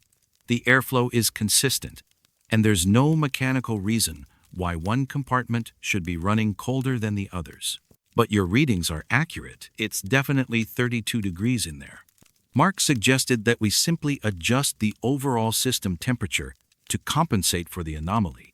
But that would have made the other 5 compartments too warm for proper preservation. He recommended monitoring the situation and calling him if the temperature differential increased, or if other problems developed. Over the following months, I documented the pattern more carefully. Compartment 3 never varied from 32 degrees, regardless of external temperature, system maintenance, or how frequently it was opened and closed. The temperature was so consistent that I began using it as a secondary verification for our monitoring equipment. If compartment 3 showed anything other than 32 degrees, I knew something was wrong with our display system.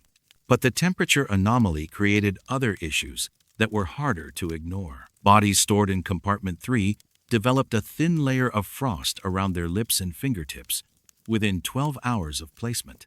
Not enough to cause tissue damage, but a visible crystalline coating that didn't appear on bodies stored in the other compartments at 38 degrees. The frost formation was purely cosmetic and could be easily removed during preparation, but it was unsettling for our staff and occasionally noticeable to families during viewings if we hadn't had time for thorough preparation. I started checking compartment 3 more frequently and removing frost buildup as part of my daily routine.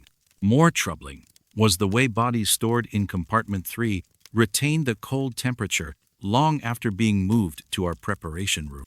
Bodies from the other compartments would reach room temperature within an hour of being removed from refrigeration, which is normal and expected. But bodies from compartment 3 remained noticeably cold for 4 to 6 hours, even when placed in our heated preparation area.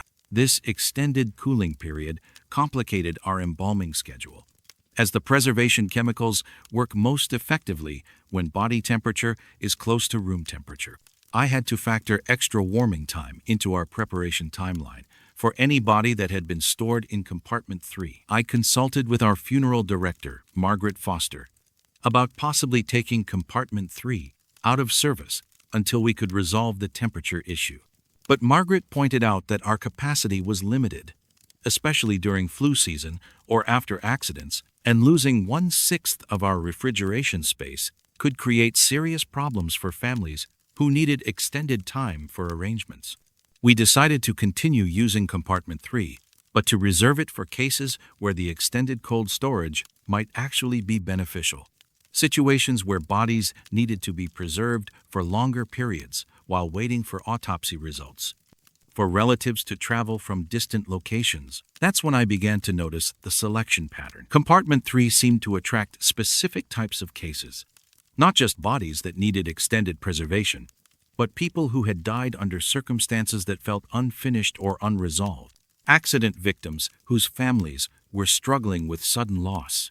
Elderly people who had died while their adult children were traveling and couldn't immediately return home. Individuals whose deaths had created legal complications that delayed burial arrangements. I didn't consciously assign these cases to compartment 3. The selection seemed to happen naturally, as if the compartment itself was drawing certain souls who needed extra time or different conditions to complete their transition from life to death.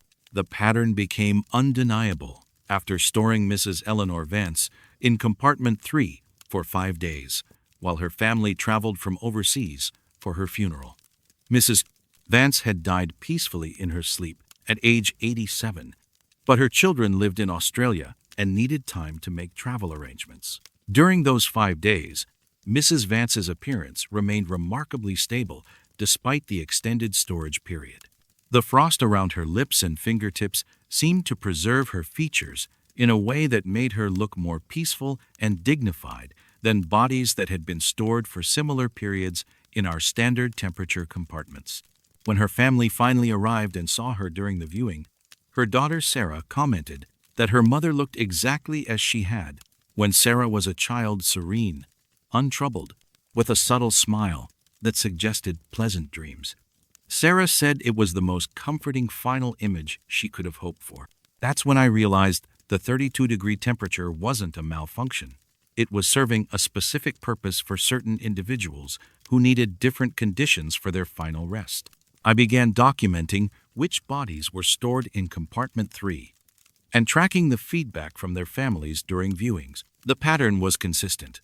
Families consistently reported that their loved ones appeared more peaceful, more like themselves, more ready for their final goodbye than families whose loved ones had been stored in standard conditions. The extended cold retention also seemed to provide additional preparation time that benefited our embalming work. Bodies that remained cold longer were easier to prepare, held cosmetic improvements more effectively, and maintained their peaceful appearance throughout extended viewing periods. 6 months ago, something new began happening with compartment 3.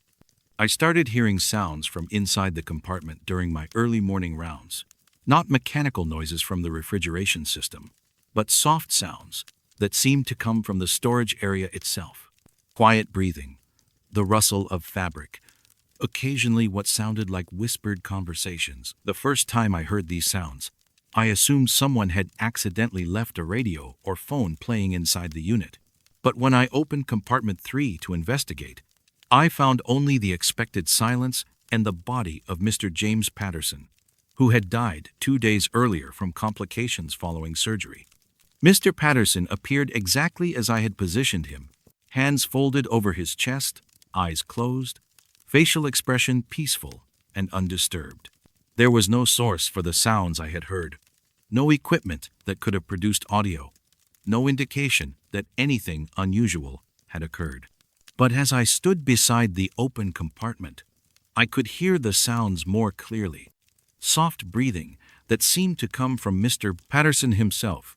Despite the fact that he had been deceased for 48 hours, the breathing was slow, regular, and strangely comforting, like the sound of someone sleeping peacefully after a long, difficult day. I closed the compartment and returned to my other duties, but the breathing sounds continued throughout the morning. Not constantly, but periodically, as if Mr. Patterson was settling into a comfortable rest that required time and the specific conditions that compartment 3 provided. During Mr. Patterson's viewing later that week, his wife mentioned that he looked exactly like he did when he was sleeping peacefully at home. She said he'd always been a deep sleeper who breathed so quietly that she sometimes had to check to make sure he was still alive. Seeing him in that familiar state of peaceful rest brought her enormous comfort during the viewing. The breathing sounds have become a regular feature of compartment 3, occurring with almost every body we store there. Different people have different breathing patterns, some slow and deep, others quick and light, each one matching what their families later describe as their loved one's characteristic sleeping rhythm. I've learned to find these sounds comforting rather than disturbing. They suggest that compartment 3 provides not just physical preservation, but a space where people can experience the kind of peaceful rest they might have needed at the end of difficult or painful lives. Last week, I was conducting my morning check when I heard something new from compartment 3. Instead of breathing, I heard what sounded like a quiet conversation between two voices, a man and a woman, speaking in low, affectionate tones.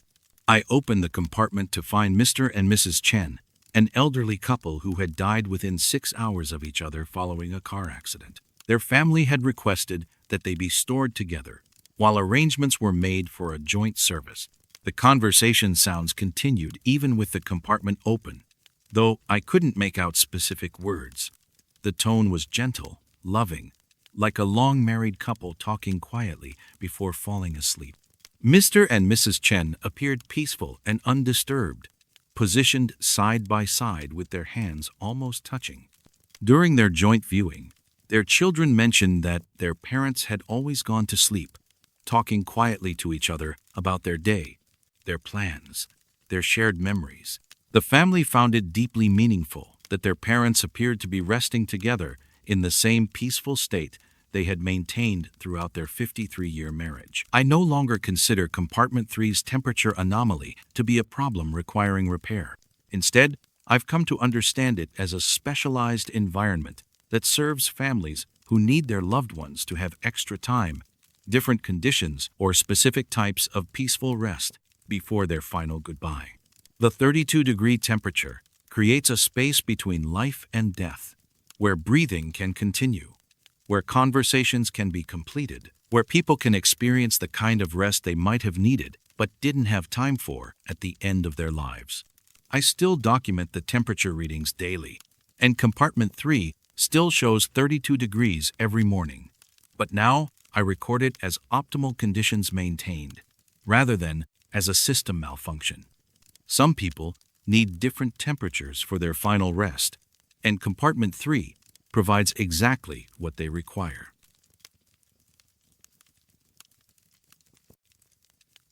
Every Tuesday, someone calls asking about burials from the 1800s. I'm Patricia Kellerman, and I've managed the office at Hillside Cemetery for 16 years.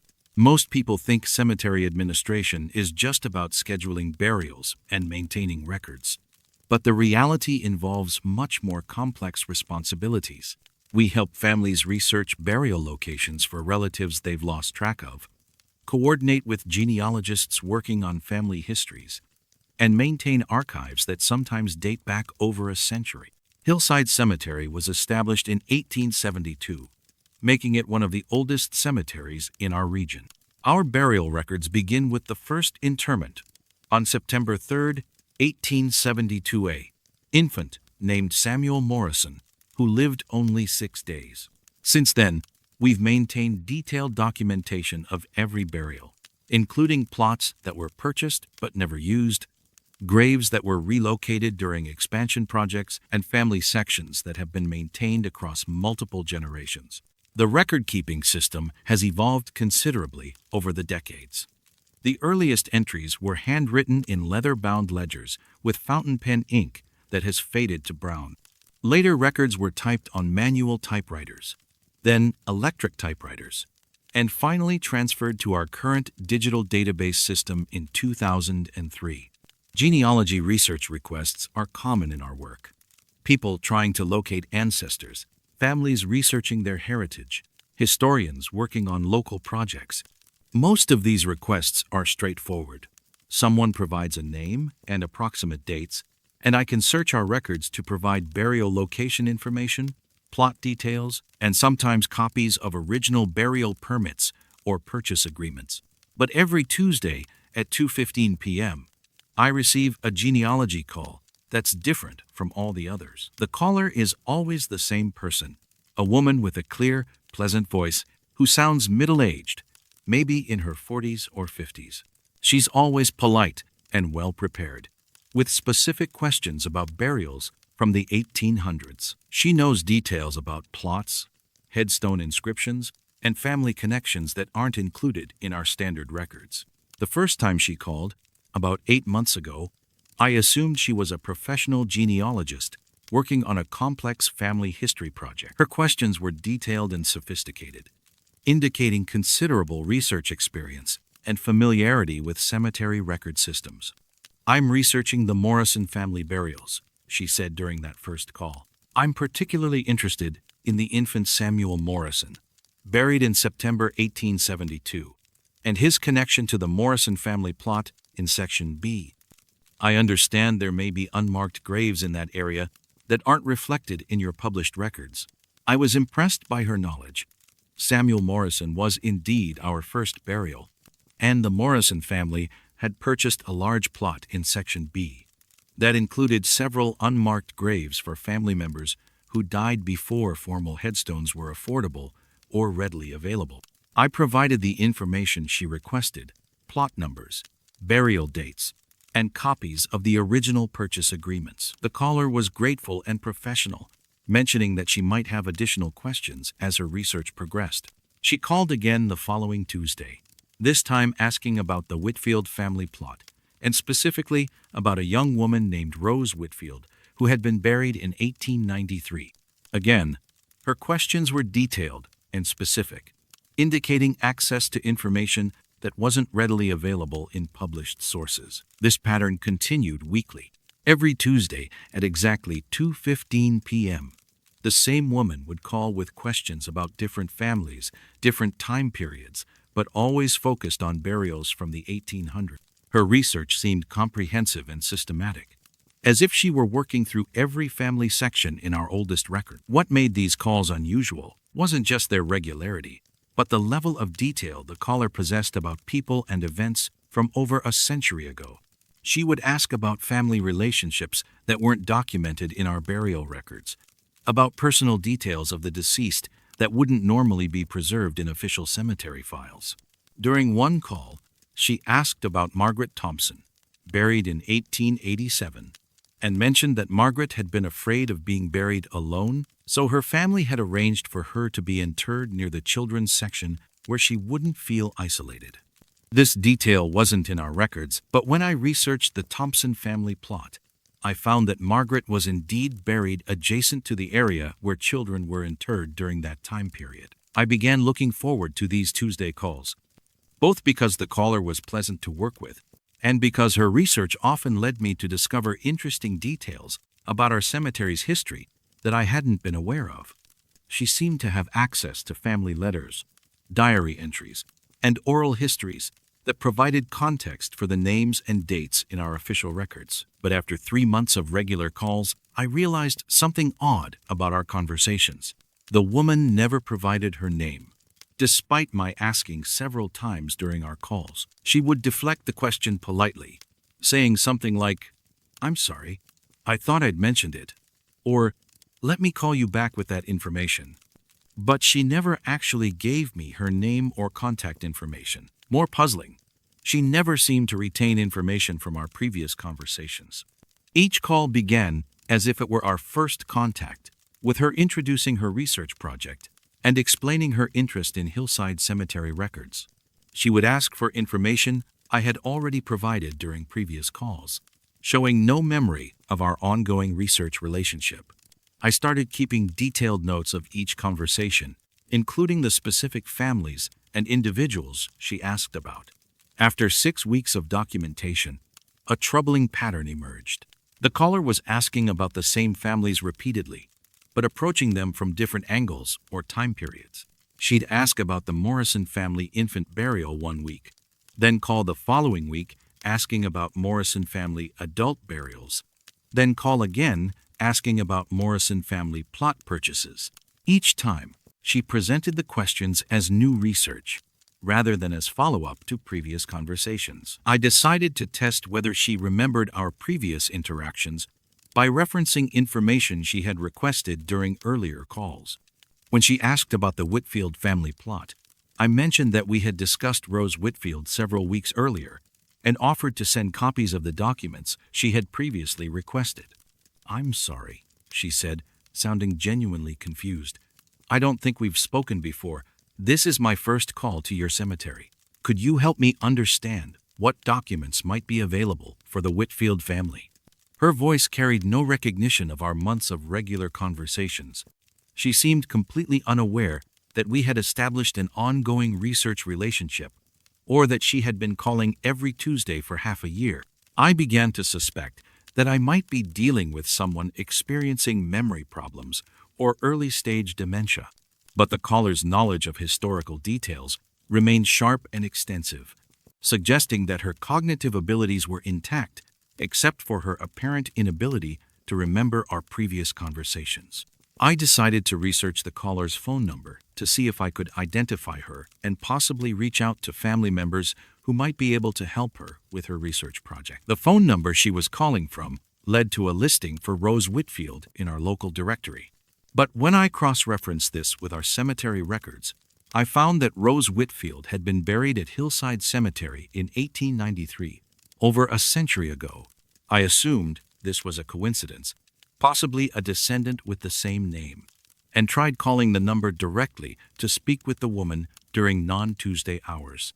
The number was answered by an automated message saying that the line had been disconnected and was no longer in service. But the woman continued calling every Tuesday at 2:15 p.m., always from the same number that the phone company said was disconnected.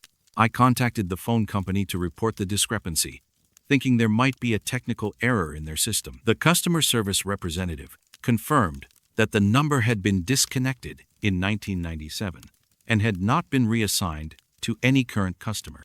Yet the calls continued to come through clearly, with no indication of technical problems or unusual connection issues. I began documenting not just the content of the calls, but also technical details like call duration, connection quality, and any background sounds that might provide clues about the caller's location. The calls always lasted between 12 and 18 minutes. The connection was consistently clear, and there were never any background sounds, no traffic, no household noises, no indication of where the calls were originating. Last month, I decided to try a different approach.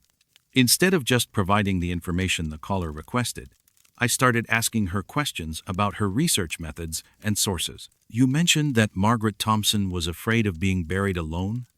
I said during one call. "That's such a specific detail. Could you tell me where you found that information? I'd love to include it in our historical files." There was a long pause before she responded. When she did speak, her voice sounded different, more distant, as if she were speaking from much farther away. "I remember when they buried her," she said. "Margaret was my friend. She cried when she talked about dying, said she couldn't bear the thought of being alone in the ground. Her family promised they'd put her somewhere she wouldn't feel isolated." The past tense of her statement was troubling. If the caller had been alive when Margaret Thompson was buried in 1887, she would now be well over a century old. "Are you researching your own family history?" I asked. "Were you related to the Thompson family?" Another long pause. Then, "I'm trying to find everyone to make sure they're all accounted for. Sometimes people get forgotten, and they can't rest properly if no one remembers where they are." The call ended abruptly, leaving me with more questions than answers. I researched the name Rose Whitfield more thoroughly, examining not just our burial records but also local newspaper archives and historical society documents. What I found was both fascinating and deeply unsettling.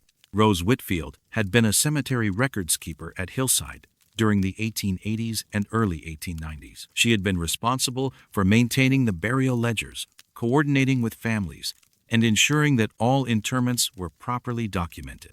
According to newspaper accounts from the time, Rose was known for her meticulous attention to detail and her compassionate work with grieving families. Rose had died of influenza in 1893 at age 27, during an epidemic that claimed many lives in our community. Her obituary mentioned that she had been concerned about several burial records that were incomplete or unclear, and that she had been working to resolve these discrepancies right up until her final illness. The Historical Society had preserved some of Rose's personal papers, including notes about burial record problems she had been trying to solve. Many of the families she mentioned in her notes were the same families the Tuesday caller had been asking about during our conversations. I realized that the woman calling every Tuesday might be Rose Whitfield herself, continuing the work she had been unable to complete before her death in 1893. The genealogy research wasn't for a living client. It was Rose's ongoing effort to ensure that every burial at Hillside Cemetery was properly documented and remembered. This understanding changed how I approached our Tuesday conversations. Instead of treating them as standard genealogy requests, I began to see them as collaborative efforts to complete work that had been left unfinished for over a century. When Rose calls now, I provide not just the information she requests, but also updates on how her historical research is helping us improve our records and better serve families who visit Hillside Cemetery. I tell her about the memorial projects her work has inspired, the historical markers we've installed based on her research, and the families who have found comfort in learning more about their ancestors through the details she provides. The calls have become less frequent recently, perhaps because Rose is finding the resolution she needs for the record-keeping problems that concerned her in life. But every Tuesday at 2:15, I make sure to be available at my desk, ready to help a dedicated colleague complete the important work she began over a century ago. Last week, Rose called with a different kind of request. Instead of asking about burial records, she thanked me for helping her finish her research and said that most of the families were now properly accounted for. "There's just one more name I need to verify," she said. "Rose Whitfield, buried in 1893. Could you confirm that her records are complete and that her burial location is properly marked?" I pulled up her file and confirmed that all her documentation was in order and that her grave was well maintained and clearly marked. "Thank you," she said. "That's what I needed to know. I think my work here is finished now." The line went quiet, not with the abrupt disconnection of previous calls, but with the gentle finality of someone who had completed an important task and was ready to rest. I haven't received any calls on Tuesdays since then, but I keep the phone clear during that time, just in case Rose discovers another family that needs her attention. Some work is too important to abandon, even when death interrupts the process. And some people are too dedicated to let anything prevent them from completing their responsibilities to the families they serve.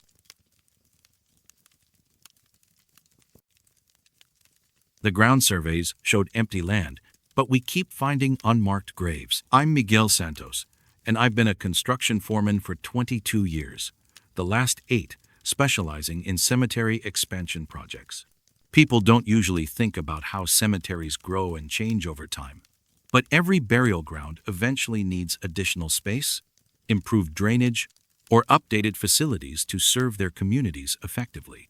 Cemetery construction requires different skills than standard building projects. You're working around existing graves that must be treated with absolute respect, coordinating with families who may have emotional connections to specific areas, and ensuring that new construction doesn't disturb the peace that people seek when they visit their loved ones.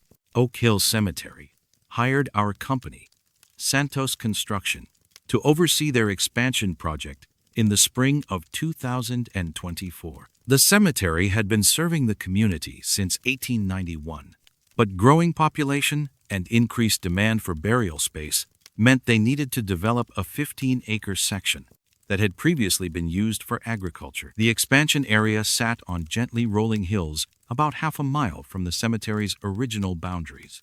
According to historical records, the land had been farmland from the 1860s through the 1970s, then left unused until the cemetery acquired it for future development. Soil surveys indicated good drainage and appropriate ground conditions for burial use. Before beginning any construction, we conducted comprehensive ground-penetrating radar surveys to identify any subsurface obstacles, utility lines, or geological features that might complicate development. The surveys showed typical agricultural soil composition, with no indication of previous burials, structures, or other complications. We began excavation for the new access road on a Monday morning in early June. The work involved removing the top layer of soil and vegetation, then grading the roadway to proper specifications for hearse and maintenance vehicle access. It was routine earth-moving work that should have proceeded without complications. But 6 feet into the roadway excavation, our operator hit something that wasn't supposed to be there. Initially, we thought it was a large rock or piece of old farm equipment left behind when the land was last cultivated. But when we cleared the dirt away, we found a coffin, old, partially deteriorated, but clearly identifiable as a burial container. I stopped work immediately and contacted Margaret Foster, Oak Hill's cemetery director, who arrived within an hour, accompanied by a representative from the county coroner's office. The discovery of unexpected human remains requires careful documentation and coordination with multiple agencies to ensure proper handling and legal compliance. The coffin appeared to be from the early 1900s, based on its construction style and the condition of the wood. Inside, we found the remains of what appeared to be an elderly man, along with personal effects including a pocket watch and a wedding ring. There was no headstone or grave marker anywhere in the vicinity. Cemetery records showed no burials in the expansion area, and historical research revealed no indication that the land had ever been used for interments. Yet here was clear evidence of a formal burial that had taken place decades earlier, with no corresponding documentation. Margaret contacted the local historical society and began researching property ownership records to see if the land might have been part of a family cemetery or private burial ground that predated Oak Hill's establishment. While she worked on the historical research, we were required to halt excavation until the remains could be properly relocated. 2 days later, we resumed work on a different section of the access road, staying well clear of the unmarked gravesite. Within 3 hours, we found a second coffin. This burial was even older than the first. The wooden coffin had deteriorated significantly, and the remains appeared to be those of a woman from the mid-1800s based on fabric fragments and jewelry found with the body. Again, there was no surface indication that a grave existed in that location. The pattern continued throughout the week. Every time we broke ground in a new area, we discovered unmarked burials. Not scattered randomly, but arranged in what appeared to be organized rows, suggesting a systematic cemetery layout that wasn't reflected in any historical records or ground surveys. By the end of the first week, we had uncovered 12 unmarked graves across the expansion area. Each burial appeared to be from a different time period, spanning roughly from the 1860s through the 1920s. The remains showed careful preparation and formal burial practices, not the hasty interments you might expect from an epidemic or emergency situation. Margaret's research revealed that the land had been owned by the Morrison family from 1858 through 1893, when they sold it to a farming corporation. The Morrison family had been prominent in the community during the 19th century, owning several businesses and serving in local government positions. But there was no record of the Morrison family establishing a private cemetery on their property, no documentation of burial permits, and no mention in family papers or wills of land being designated for interments. The most puzzling aspect was the condition of the remains we were discovering. The ground-penetrating radar surveys should have detected the presence of graves, even very old ones. The differential in soil density between undisturbed earth and areas where graves had been dug should have been clearly visible on our equipment. I contacted the survey company to review their findings and verify their equipment calibration. They returned to the site and reran their tests over areas where we had already discovered burials. The new surveys showed the same results as the original ones, no indication of subsurface disturbances or objects that would suggest the presence of graves. According to the ground-penetrating radar, we were excavating in solid, undisturbed soil that had never been dug before. Yet we were consistently finding evidence of burials that had clearly taken place decades or centuries earlier. The workers on my crew began to report other unusual experiences beyond the unexpected grave discoveries. Equipment operators mentioned hearing what sounded like voices or conversations coming from areas we hadn't yet excavated. Not clearly enough to understand words, but definite human speech patterns that seemed to be coming from underground. Several crew members reported the sensation of being watched while working, particularly when operating equipment near areas where we had previously found unmarked graves. The feeling was strong enough that operators would frequently look around for supervisors or other workers, only to find themselves alone in their section of the worksite. Most unsettling were the sounds that seemed to come from below ground during excavation.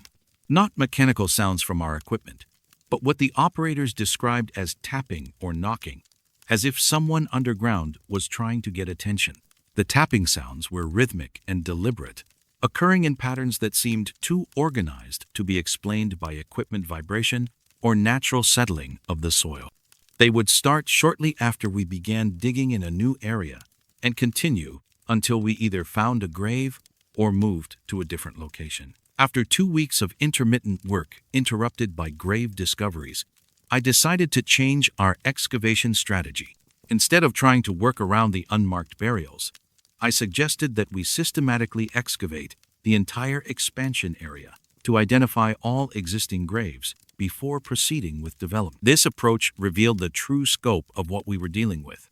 The expansion area contained over 200 unmarked graves, arranged in neat rows that formed a complete cemetery layout spanning approximately 8 acres. The burials ranged in date from the mid-1800s through the early 20th century, representing several generations of interments that had somehow been completely lost from historical records. The graves showed evidence of careful planning and maintenance.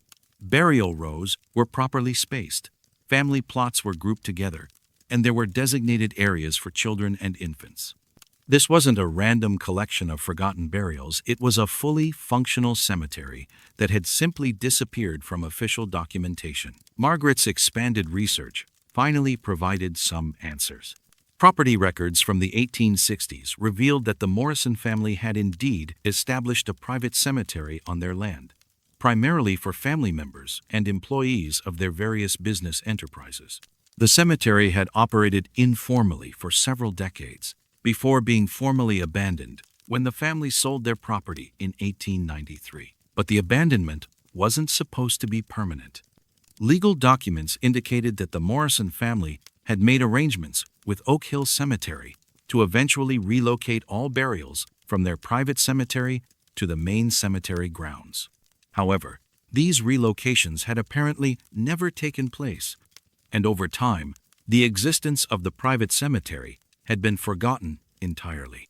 The most troubling discovery was evidence that the Morrison family cemetery had continued to receive burials even after the family sold the property in 1893. Graves dated through the 1920s suggested that someone had maintained the cemetery and continued interments long after official operations had ceased. We found personal effects and burial records hidden in a metal box buried near what appeared to be the cemetery office location. The handwritten records documented over 300 burials, including names, dates, and family relationships that weren't reflected in any official cemetery or county records. The final entry in the burial log was dated 1923 and simply read, "Last burial completed. Cemetery operations suspended. Arrangements made for perpetual care until relocations can be completed." But the relocations never happened, and the perpetual care had apparently ended when whoever was maintaining the records died or moved away. We spent 6 months carefully relocating all identifiable remains to properly marked graves in Oak Hill Cemetery's established sections. Each relocation was documented, and Margaret worked with local genealogical societies to identify descendants who could be notified about their family members' new burial locations. The expansion project was eventually completed, but not in the originally planned area. Oak Hill decided to develop a different section of their property rather than build on land that had served as a cemetery for over 60 years, even if that service had been unofficial and largely forgotten. The most remarkable discovery came during the final phase of the relocation process. Hidden beneath the metal box containing burial records, we found a letter addressed to whoever finds this. The letter was from James Morrison, dated 1924, explaining that he had been the last caretaker of the family cemetery and had maintained it alone for 31 years after his family sold the property. He had continued accepting burials for community members who couldn't afford plots at the established cemeteries, providing dignity in death for people who might otherwise have been forgotten. James explained that he had eventually grown too old to maintain the cemetery properly and had made arrangements with Oak Hill Cemetery for the burials to be relocated when resources became available. He had buried the records and letter as insurance against the possibility that the relocations might be delayed or forgotten entirely. "Every person buried here was loved by someone," James wrote. "They deserve to be remembered and to rest in peace. If you are reading this, please make sure they are not forgotten again." The letter was dated just 2 days before James Morrison's own death in 1924.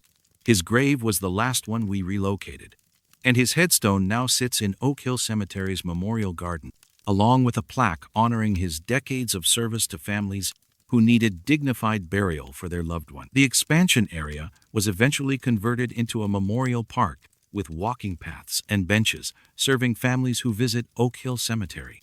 But sometimes, when I drive past the area where we discovered the Morrison family cemetery, I still hear the faint sound of tapping from underground, not distressed or demanding, but patient and rhythmic, like someone keeping time while waiting for a promise to be fulfilled.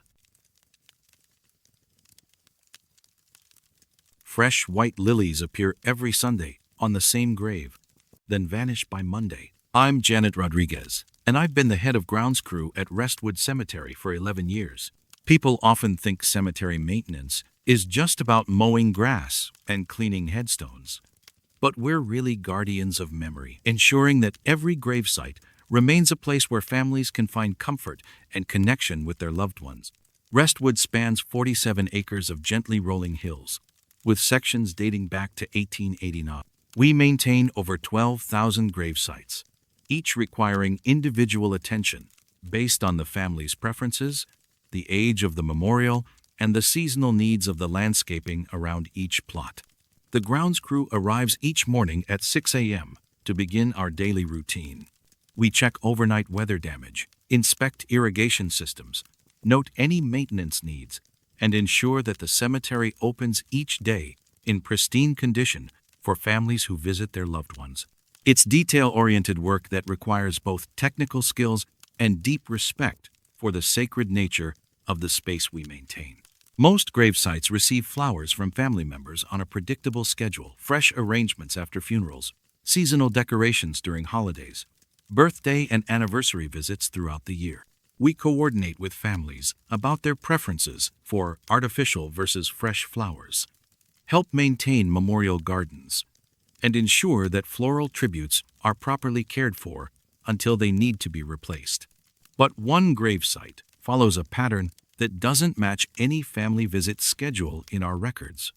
Every Sunday morning, fresh white lilies appear on the grave of Margaret Chen, who died in 1967 at age 34 from complications following surgery.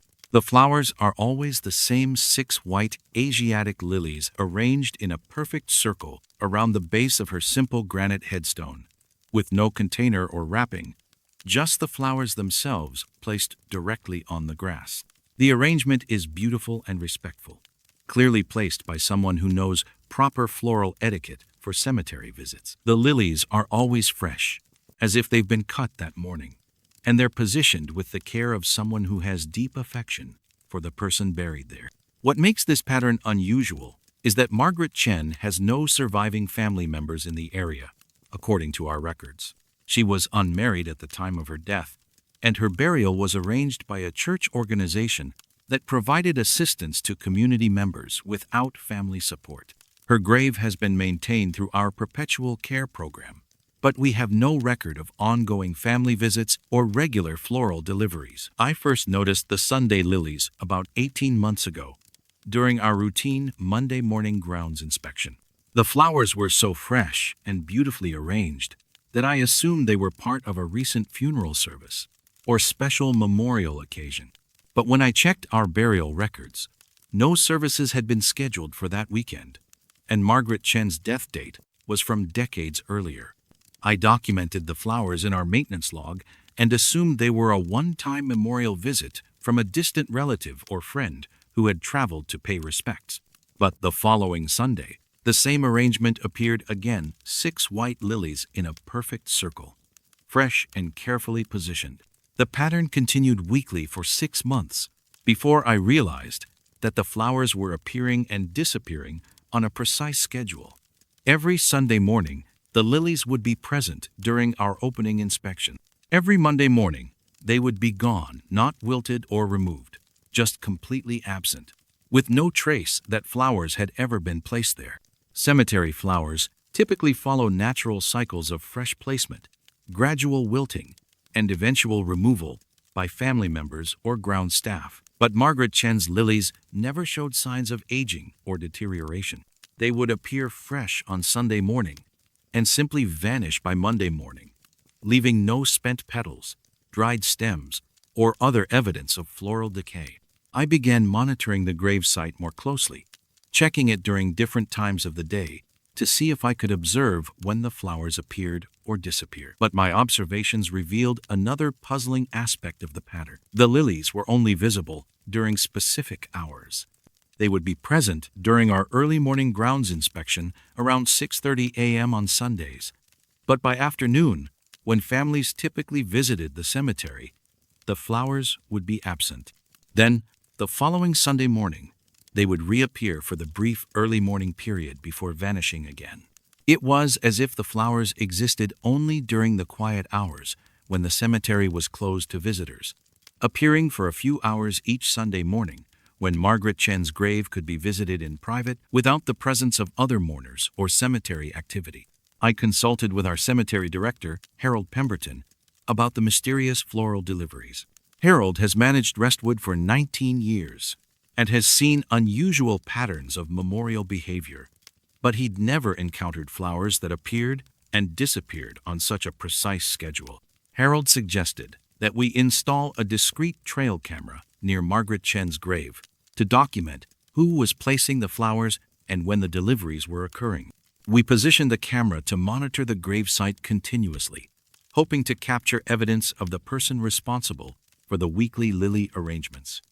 After 2 weeks of surveillance, the camera had recorded normal cemetery activity during visiting hours, occasional families tending other graves in the area, grounds crew performing routine maintenance, small animals moving through the section at night, but it showed no footage of anyone approaching Margaret Chen's grave or placing flowers there. More puzzling, the camera never recorded the lilies themselves, even during times when I had personally observed the flowers during morning inspections. The camera footage showed only the bare grave site, with no floral arrangements visible. I tested the camera placement and timing to ensure it was functioning properly. When I placed test flowers on Margaret Chen's grave myself, the camera clearly recorded both my actions and the resulting arrangement. But the Sunday morning lilies remained invisible to our surveillance equipment, even though they were clearly visible to direct observation. I decided to research Margaret Chen's background to see if there might be historical connections that could explain the ongoing floral tributes. According to death records and newspaper obituaries from 1967, Margaret had been a florist who owned a small shop called Chen's Flowers on Maple Street, about 6 blocks from Restwood Cemetery. She had specialized in funeral arrangements and had provided flowers for many services at Restwood during the early 1960s. Margaret's obituary mentioned that she had been known for her innovative arrangements and her practice of visiting graves after funerals to ensure that her floral tributes were holding up well. Several families had praised her dedication to creating lasting memorials that would comfort mourners during return visits. The newspaper also noted that Margaret had been working on a special project at the time of her death, developing preservation techniques that would allow fresh flowers to maintain their appearance longer in cemetery environment. She had been experimenting with natural treatments that could extend the life of cut flowers without using artificial preservatives. This information provided a possible explanation for the behavior of the Sunday lilies. If Margaret had been working on flower preservation techniques, perhaps her ongoing presence at the gravesite was somehow maintaining the fresh appearance of the lilies through methods she had developed in life. But it didn't explain the timing pattern, or why the flowers were only visible during early morning hours on Sundays. I found additional details about Margaret's life in local church records. She had been a devout member of St. Mary's Catholic Church and had provided flowers for Sunday morning services free of charge for several years before her death. The church bulletin from 1966 mentioned that Margaret always arrived early on Sunday mornings to arrange fresh flowers for the altar before the congregation gathered for worship. The timing connection was significant. Margaret's practice of early Sunday morning floral work matched exactly with the hours when lilies appeared on her gravesite. It seemed that her Sunday morning routine of working with fresh flowers was continuing even after her death. I began adjusting my own schedule to be at the cemetery earlier on Sunday mornings, hoping to observe Margaret's floral work directly rather than just seeing the results. On a Sunday morning in early October, I arrived at Restwood just after dawn and positioned myself where I could observe Margaret Chen's gravesite without interfering with whatever process was creating the lily arrangements. At approximately 6:15 a.m., as the morning light was just becoming strong enough for clear visibility, I witnessed something extraordinary. The white lilies began to appear gradually around Margaret's headstone, not placed there by visible hands, but emerging from the earth itself as if they were growing at an accelerated rate. The flowers rose from the grass in a perfect circle, stems extending upward until they reached normal lily height, then blooming into full white flowers that seemed to glow in the early morning light. The process took about 10 minutes and was completely silent. No sound of digging, no disturbance of the grass, just the gentle emergence of perfect lilies that arranged themselves in the precise pattern I had observed every Sunday for over a year. As I watched, a translucent figure became visible near the gravesite, a woman in her 30s, wearing a simple dress from the 1960s, kneeling beside the headstone and adjusting the lily arrangement with the careful attention of a professional florist. The figure was unmistakably Margaret Chen, based on photographs I had found in newspaper archives from her florist shop. She worked with the same precision and care that her obituary had described, ensuring that each lily was positioned perfectly and that the overall arrangement met her professional standards. Margaret looked up and noticed me watching her work. Instead of appearing startled or disappearing, she smiled and nodded in the polite acknowledgement of one professional recognizing another. Then she returned to her floral arrangement, adding final touches that made the lilies seem even more vibrant and beautiful. When her work was complete, Margaret stood and faced her own headstone for a moment, as if checking to ensure that everything was properly arranged for the day ahead.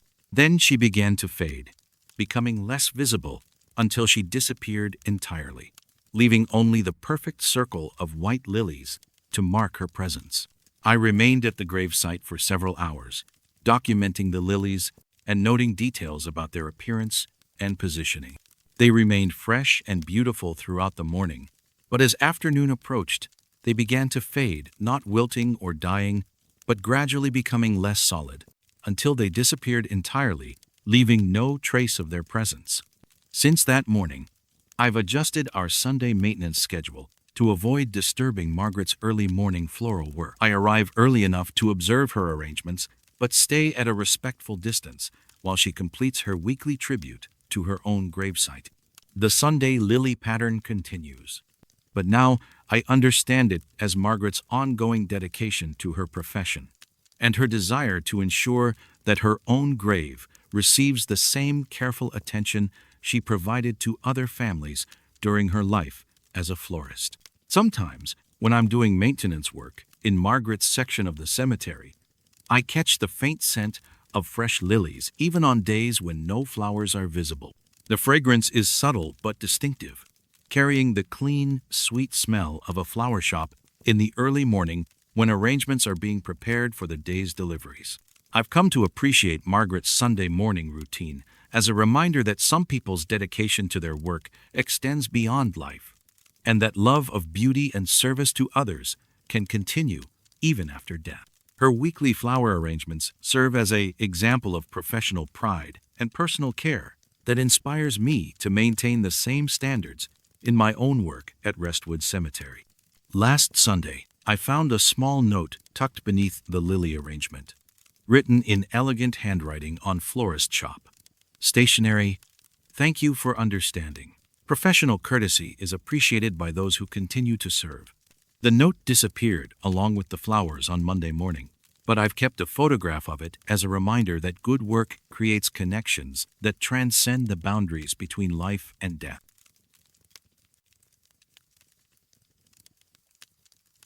My flashlight dims whenever I walk past the mausoleum on midnight rounds. I'm Thomas Garrett, and I've worked cemetery security for 7 years, the last 4 at Greenwood Memorial Park. Most people think cemetery security is about preventing vandalism or keeping teenagers from using the grounds for parties. But the reality involves much more responsibility. We protect a sacred space where families come to grieve, maintain the dignity of final resting places, and ensure that the peaceful atmosphere people seek when visiting their loved ones remains undisturbed. Greenwood Memorial Park covers 83 acres and includes traditional burial sections, a columbarium for cremated remains, memorial gardens, and the largest mausoleum in our county. The mausoleum was built in 1928 and contains over 400 crypts arranged across 3 levels, serving families who prefer above-ground entombment rather than traditional burial. My patrol route takes me through all sections of the cemetery during each shift, but the mausoleum requires special attention. The building contains valuable bronze fixtures, marble sculptures, and memorial pieces that could attract thieves, and the enclosed nature of the structure makes it difficult to monitor from our central security office. The mausoleum is designed in classical Greek style, with marble columns, ornate carvings, and stained glass windows that create a cathedral-like atmosphere during daylight hours. At night, emergency lighting provides minimal illumination for safety purposes, but most of the building remains in shadow, creating an environment that requires careful navigation during security rounds. I conduct mausoleum inspections 3 times during each 12-hour shift at 10 p.m., 2 a.m., and 6 a.m. The routine involves checking all entrance doors, walking through each corridor to verify that crypts remain undisturbed, testing emergency lighting systems, and documenting any maintenance issues that need attention during day shift hours. The building has always felt different at night than during the day. During visiting hours, the mausoleum has a peaceful, reverent atmosphere, enhanced by natural light, filtering through stained glass windows, and the quiet conversations of families paying respects to their loved ones. But after dark, the same space feels heavier, more enclosed, as if the building itself is holding its breath. I first noticed the flashlight issue during my 3rd week working at Greenwood. As I approached the mausoleum entrance for my 10 p.m. inspection, my flashlight beam gradually dimmed until it provided barely enough illumination to see the pathway directly in front of me.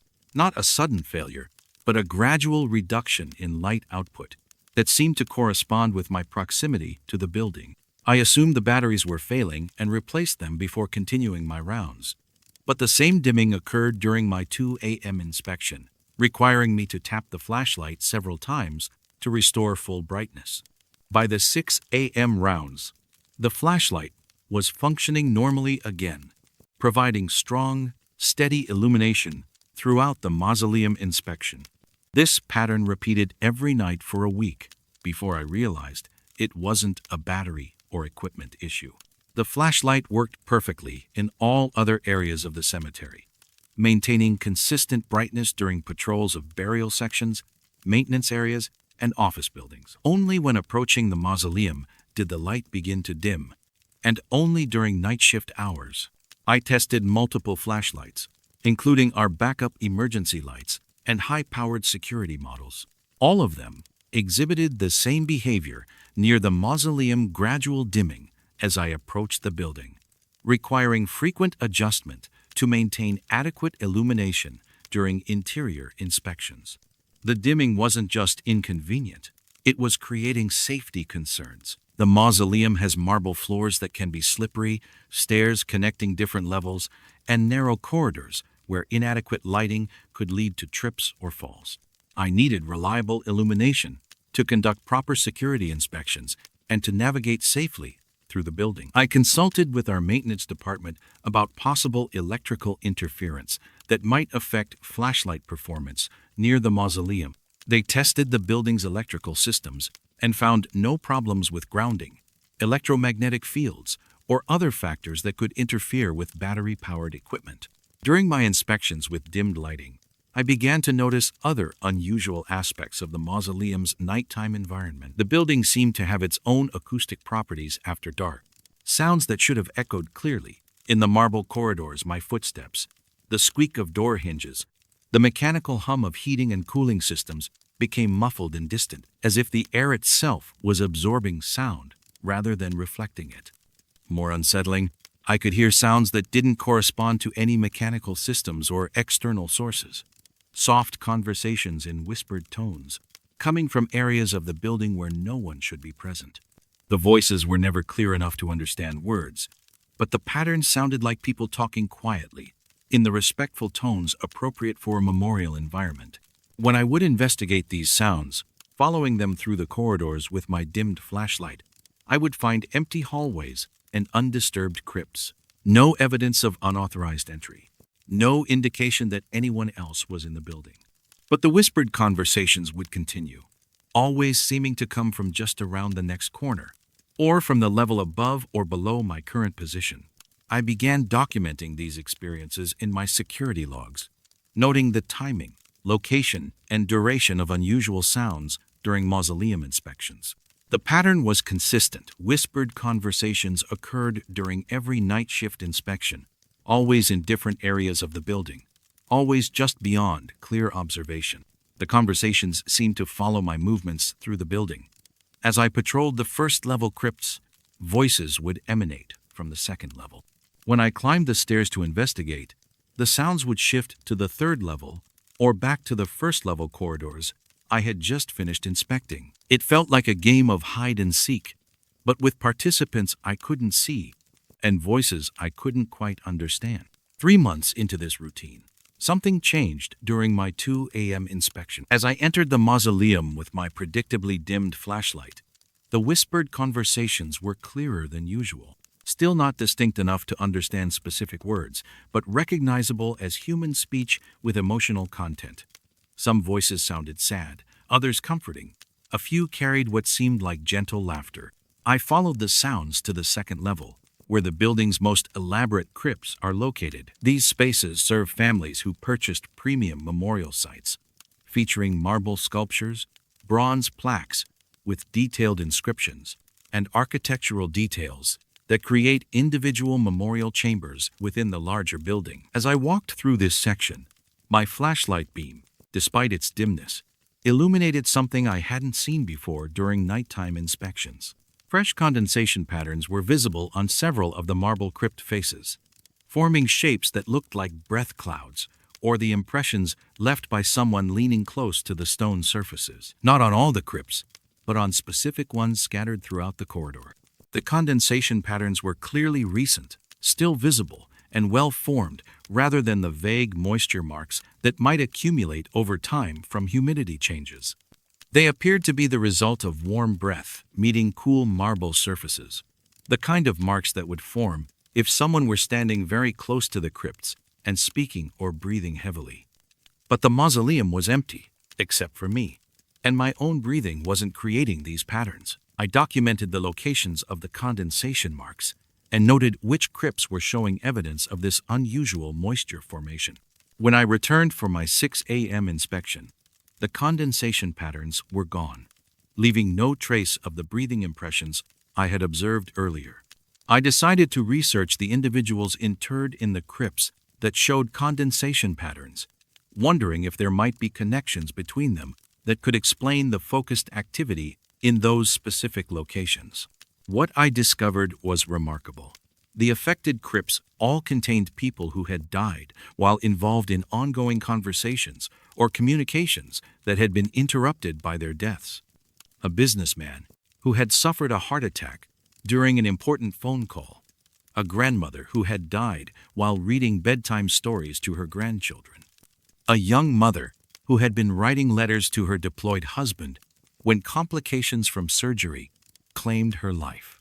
These weren't random deaths, but losses that had occurred while people were actively engaged in communication with others, conversations left unfinished, stories incomplete, words of love or comfort interrupted by death. The whispered voices I was hearing during mausoleum inspections began to make sense as the continuation of communications that had been cut short by death. The condensation patterns suggested that these individuals were still trying to complete their conversations, their final words, creating breath impressions on the marble surfaces of their crypts. I began approaching my mausoleum inspections differently, treating them as opportunities to witness ongoing communications rather than just security patrols. Instead of trying to investigate or interrupt the whispered conversations, I would walk quietly through the corridors, allowing the voices to continue without interference. The whispered conversations became more audible when I stopped trying to locate their sources. Fragments of bedtime stories, expressions of love and comfort, business discussions that had been interrupted at crucial moments, always spoken in the gentle, reverent tones appropriate for a memorial environment, never angry or disturbing. My flashlight still dims during mausoleum inspections, but I've learned to work with the reduced illumination rather than fighting against it. The dimmer light seems to create the appropriate atmosphere for these ongoing conversations, providing enough visibility for safety while maintaining the privacy that allows the interrupted communications to continue. Last week, during my 2 a.m. inspection, I heard something different among the usual whispered conversations. A clear, strong voice speaking directly to me from the direction of the second-level corridor. "Thank you for giving us space to finish what we started," the voice said. "Some conversations are too important to leave incomplete." I found fresh condensation on the crypt of Mrs. Elizabeth Morrison, who had died in 1983 while talking on the phone with her son, who was stationed overseas. According to the inscription on her memorial plaque, she had been telling him how proud she was of his military service when she suffered a stroke that ended the call and her life. The next morning, I found a note tucked under my security log clipboard. "Conversation completed. Thank you for understanding that some words need to be said, even after death." The whispered conversations continue during my mausoleum inspections, and my flashlight still dims in the building's presence. But now I understand these experiences as evidence that love finds ways to express itself even after death, and that some communications are too important to be interrupted by the transition between life and whatever comes after. The condensation patterns appear less frequently now, suggesting that many of the interrupted conversations have been completed. But the mausoleum continues to provide space for final words that need to be spoken, last stories that need to be finished, and expressions of love that transcend the boundaries between the living and the dead.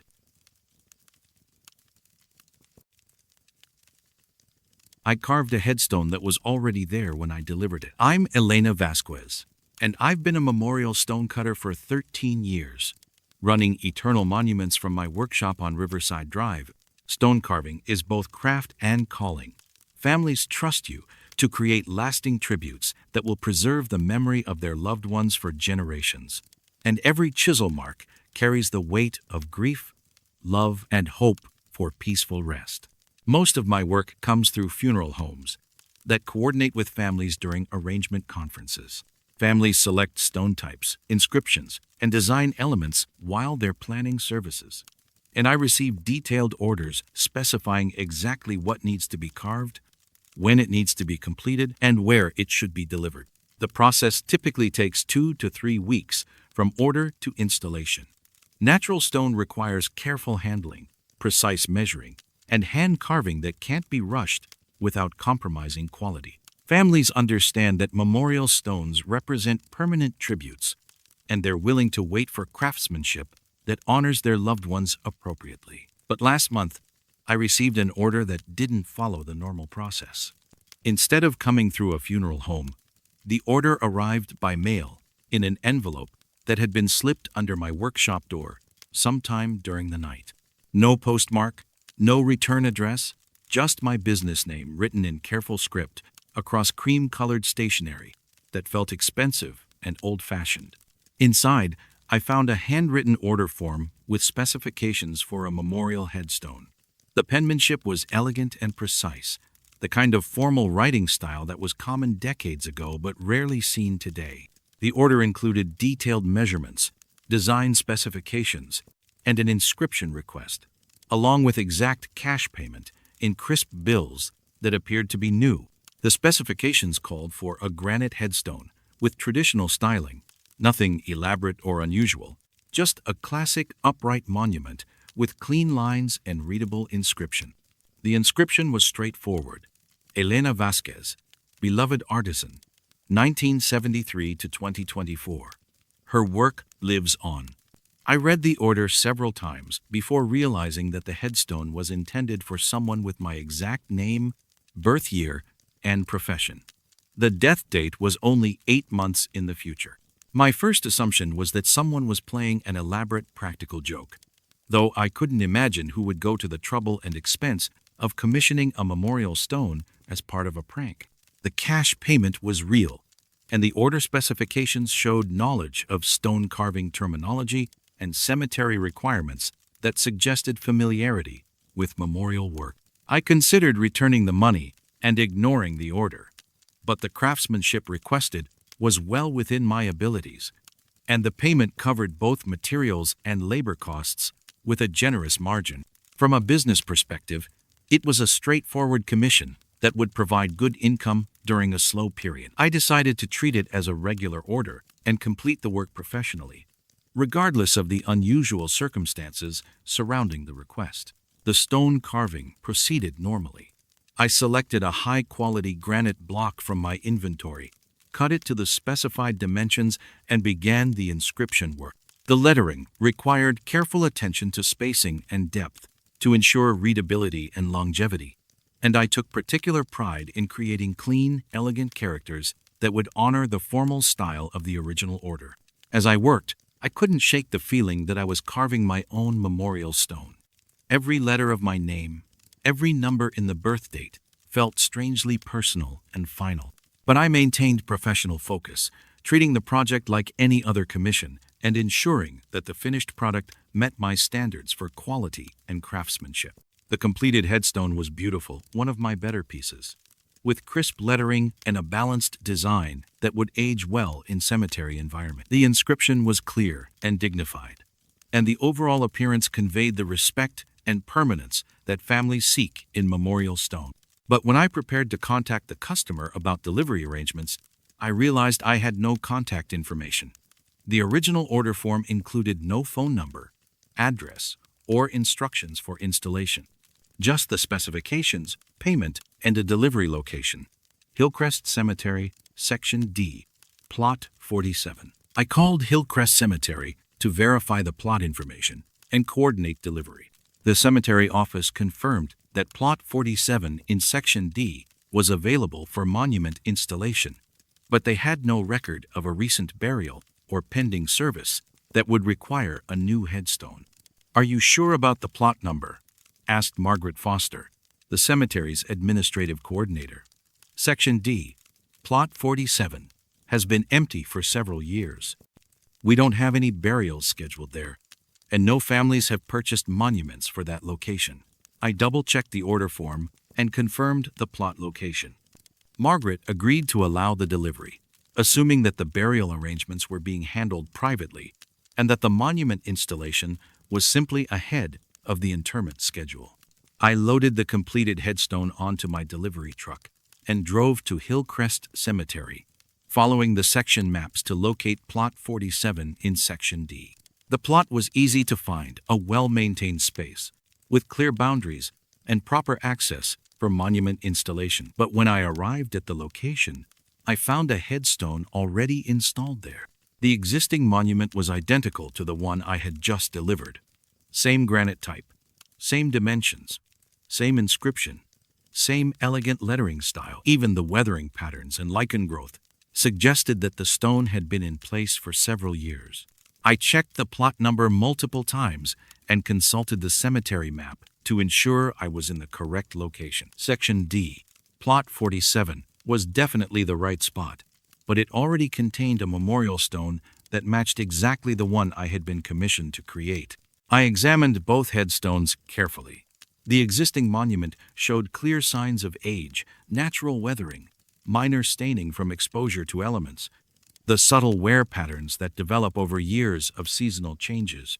The stone I had just carved was obviously new, with crisp edges and fresh-cut surfaces that hadn't yet been affected by weather. But the inscriptions were identical in every detail. Same name, same dates, same "Her work lives on" epitaph, even the same letter spacing and carving depth. Either I had unconsciously duplicated an existing monument perfectly, or someone had ordered an exact replacement for a headstone that was already in place. I walked around the existing monument, looking for signs that it might need replacement due to damage or deterioration.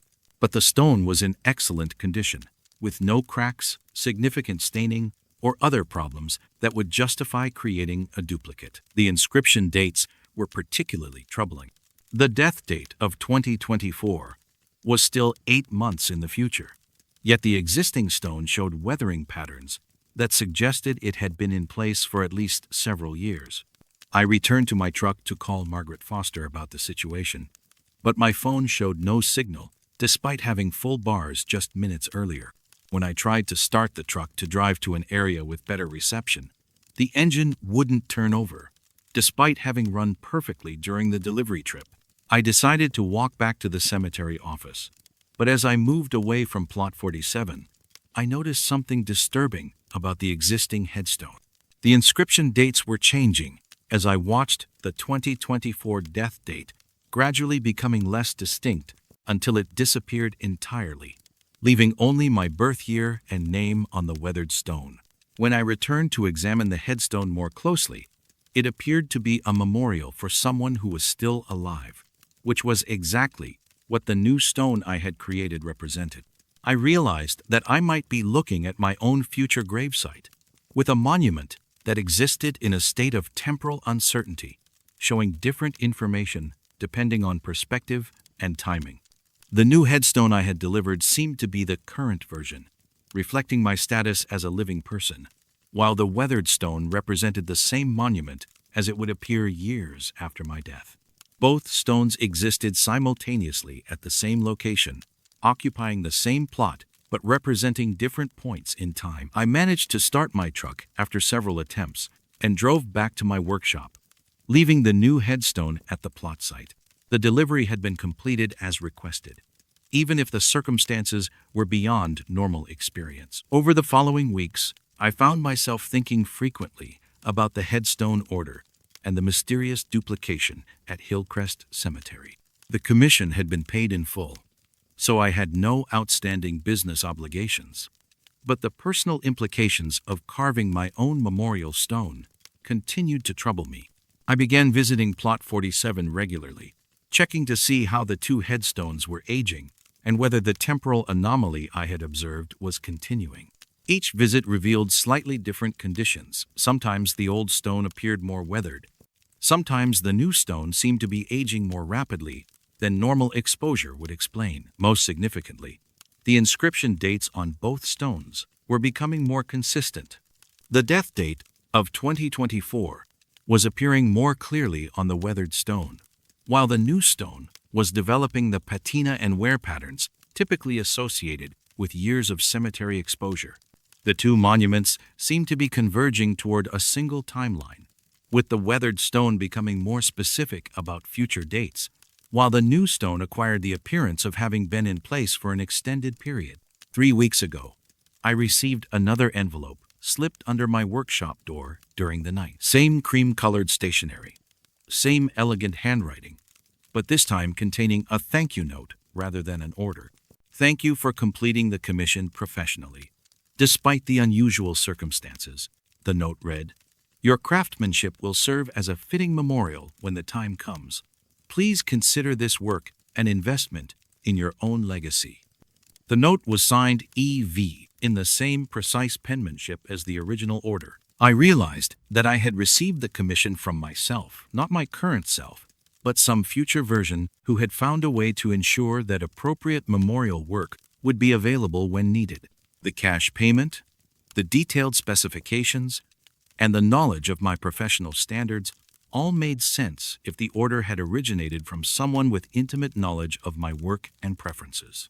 Yesterday, I visited Plot 47 again and found that the two headstones had merged into a single monument, not physically combined, but existing as one stone that showed both new craftsmanship and aged weathering depending on viewing angle and lighting conditions. The inscription dates now read 1973 to blank, with the death year remaining unfilled until the actual date of my passing. But the quality of the carving work is clearly visible, showing the precision and care that I've always tried to bring to memorial stonework.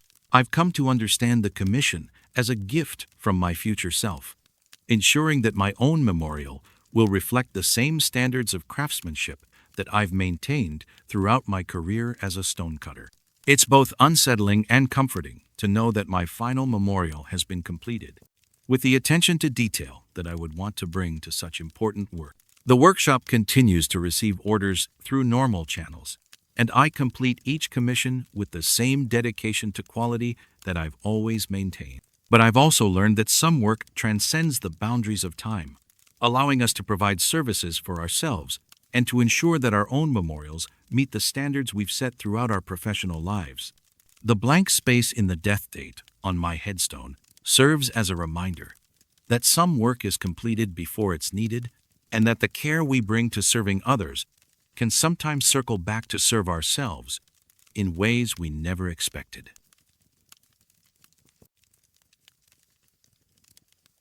During certain graveside services, mourners fall silent, as if listening to something only they can hear. I'm Father Patrick Morrison, and I've served as chaplain at Riverside Memorial Gardens for 12 years. People often think cemetery chaplains only conduct burial services, but our ministry extends far beyond final prayers. We provide comfort to grieving families, offer counseling during the difficult months following loss, and maintain the spiritual atmosphere that allows sacred ground to serve as a place of healing and peace. Riverside Memorial Gardens spans 57 acres and serves families from 6 different parishes, representing various Christian denominations as well as other faith traditions. As chaplain, I work with families to create meaningful services that honor their loved ones and provide comfort during the most difficult times in their lives. Most graveside services follow familiar patterns. Families gather around the gravesite. I offer prayers and readings appropriate to their faith tradition. Mourners share memories or final words, and we conclude with committal prayers that acknowledge the mystery of death while affirming hope for eternal peace. These services provide structure during emotional chaos and help families begin the long process of accepting their loss. But some services feel different from the moment they begin. The first time I noticed this phenomenon was during the service for Robert Chen, a 68-year-old retired mechanic who had died suddenly from a heart attack. His family had requested a simple graveside service, with traditional prayers and a brief opportunity for family members to share memories before the final committal. As we gathered around Mr. Chen's gravesite on a quiet Tuesday morning in late September, the atmosphere felt unusually still. Not just the absence of wind, but a profound quiet that seemed to absorb sound rather than simply reducing noise levels. I began the service with opening prayers, and the family responded appropriately with Amen and other traditional responses. But as the service progressed, something unusual happened. The mourners gradually stopped participating verbally, not from disrespect or discomfort, but because they appeared to be listening intently to something I couldn't hear. At first, I thought they were simply moved by the prayers or overwhelmed by grief in ways that made vocal participation difficult. But their expressions suggested active listening rather than emotional distraction. They were clearly hearing something that was capturing their complete attention. During the reading from Psalms, Mr. Chen's widow, Margaret, suddenly whispered, "Yes, I know," in response to something that hadn't been part of my recitation. Her daughter Susan nodded and murmured, "We understand," as if participating in a conversation that I wasn't privy to. The pattern continued throughout the 20-minute service. Family members would respond to unheard communications, sometimes with verbal acknowledgments, sometimes with nods or gestures that suggested they were receiving important information or comfort from a source beyond the formal liturgy. As I offered the final committal prayers, Margaret Chen approached the casket and spoke directly to her deceased husband. "We'll take care of everything just like you said.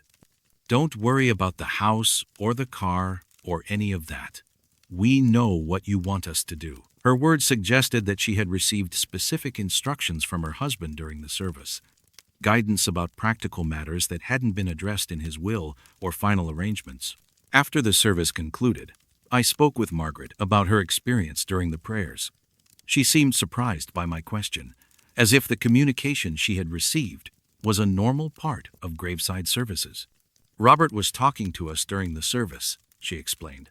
"He wanted to make sure we knew he was all right and that he wasn't worried about anything. He gave us some instructions about things we needed to take care of, and he wanted us to know that he approved of the service and the burial arrangements."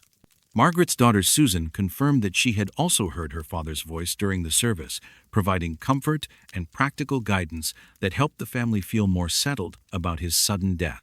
I had been conducting graveside services for over a decade and had never experienced anything like the communication that the Chen family described. But over the following months, similar patterns began occurring with increasing frequency during services for certain individuals. The phenomenon seemed to occur primarily during services for people who had died unexpectedly or who had left important matters unresolved at the time of their death. Accident victims, people who had suffered sudden medical events, individuals whose deaths had created uncertainty or complications for their families.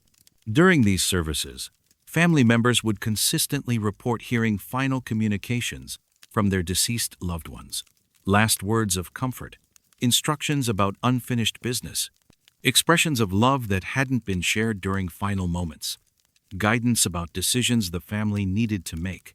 The communications were always appropriate to the spiritual context of the service and seemed to provide exactly the comfort or information that families needed most.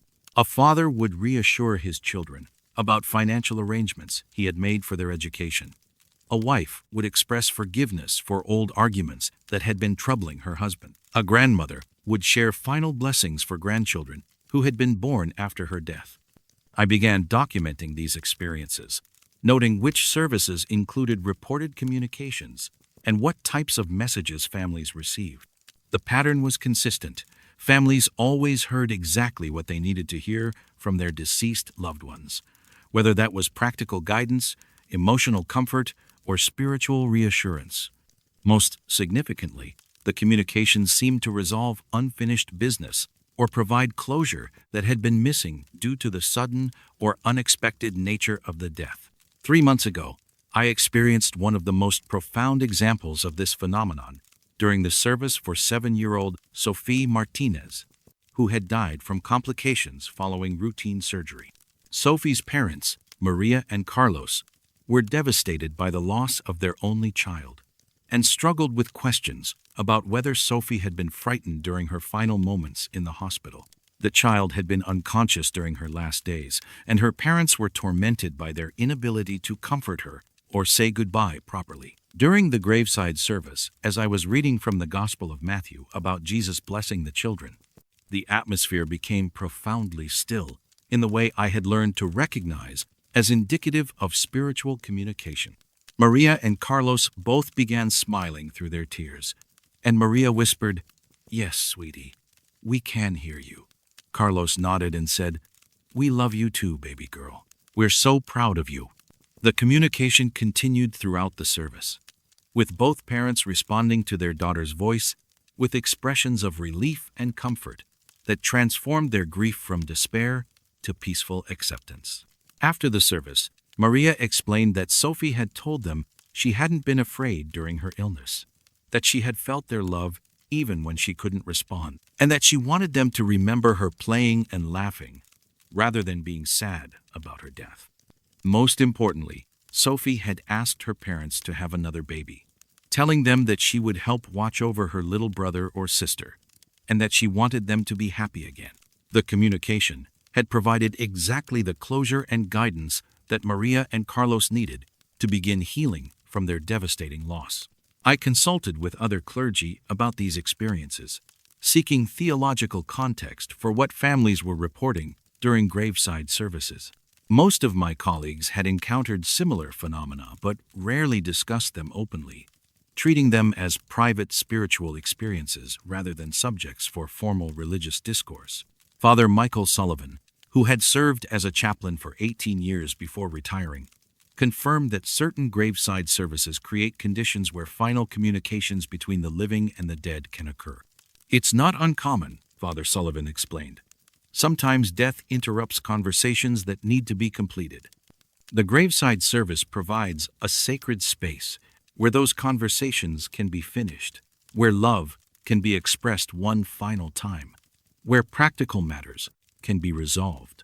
Father Sullivan emphasized that these communications were always consistent with traditional Christian understanding of eternal love and ongoing spiritual connection between family members rather than contradicting religious teachings about death and afterlife. I began approaching these special services with greater awareness of their potential for spiritual communication. Instead of being surprised when families reported hearing from their deceased loved ones, I learned to create space for these conversations within the formal structure of the service. When I sense that spiritual communication is occurring during a service, I extend the time for personal reflection and prayer, allowing families to receive whatever guidance or comfort their loved ones need to share. I've learned to recognize the signs of active listening and to pause the formal liturgy when families are clearly engaged in important spiritual conversations.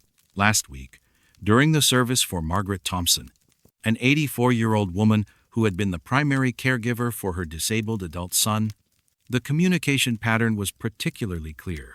Margaret's family was deeply concerned about care arrangements for her son David, who required daily assistance that Margaret had provided for 30 years. During the service, Margaret's sister, Patricia, suddenly said, "Yes, Margaret, we remember you mentioning that. We'll make sure David gets to the program you wanted." Patricia later explained that Margaret had reminded her of a conversation they'd had months earlier about a day program for adults with disabilities that Margaret thought would be perfect for David. The family had forgotten about this option in their grief, but Margaret's communication during the service provided the guidance they needed to ensure David's continuing care. The spiritual communications that occurred during certain graveside services have taught me that love transcends death and that some conversations are too important to be interrupted by the transition from life to eternal rest. Families consistently report that these final communications provide exactly the comfort, guidance, or closure they need to move forward with their lives while maintaining spiritual connection with their loved ones. I've learned to honor these experiences as evidence of the ongoing bonds between family members and the power of sacred space to facilitate healing conversations that might otherwise remain unfinished. During services where I sense spiritual communication is occurring, I often conclude with a modified blessing that acknowledges the presence of ongoing love. May the love that brought us together in life continue to comfort and guide us, and may the words shared in this sacred moment bring peace to all who gather here. These services have strengthened my understanding of ministry as creating space for spiritual experiences that transcend normal religious boundaries, while remaining consistent with fundamental teachings about love, family, and eternal connection. The families who experience these communications consistently report that they feel more at peace with their loss and more confident about moving forward with their lives, knowing that their loved ones continue to care for them and provide guidance when needed. Some conversations are too important to end with death, and some love is too strong to be contained by the boundaries between life and whatever comes after. The graveside services where these communications occur serve as reminders that sacred space can facilitate healing in ways that transcend normal human understanding, while providing exactly the comfort that grieving hearts most need.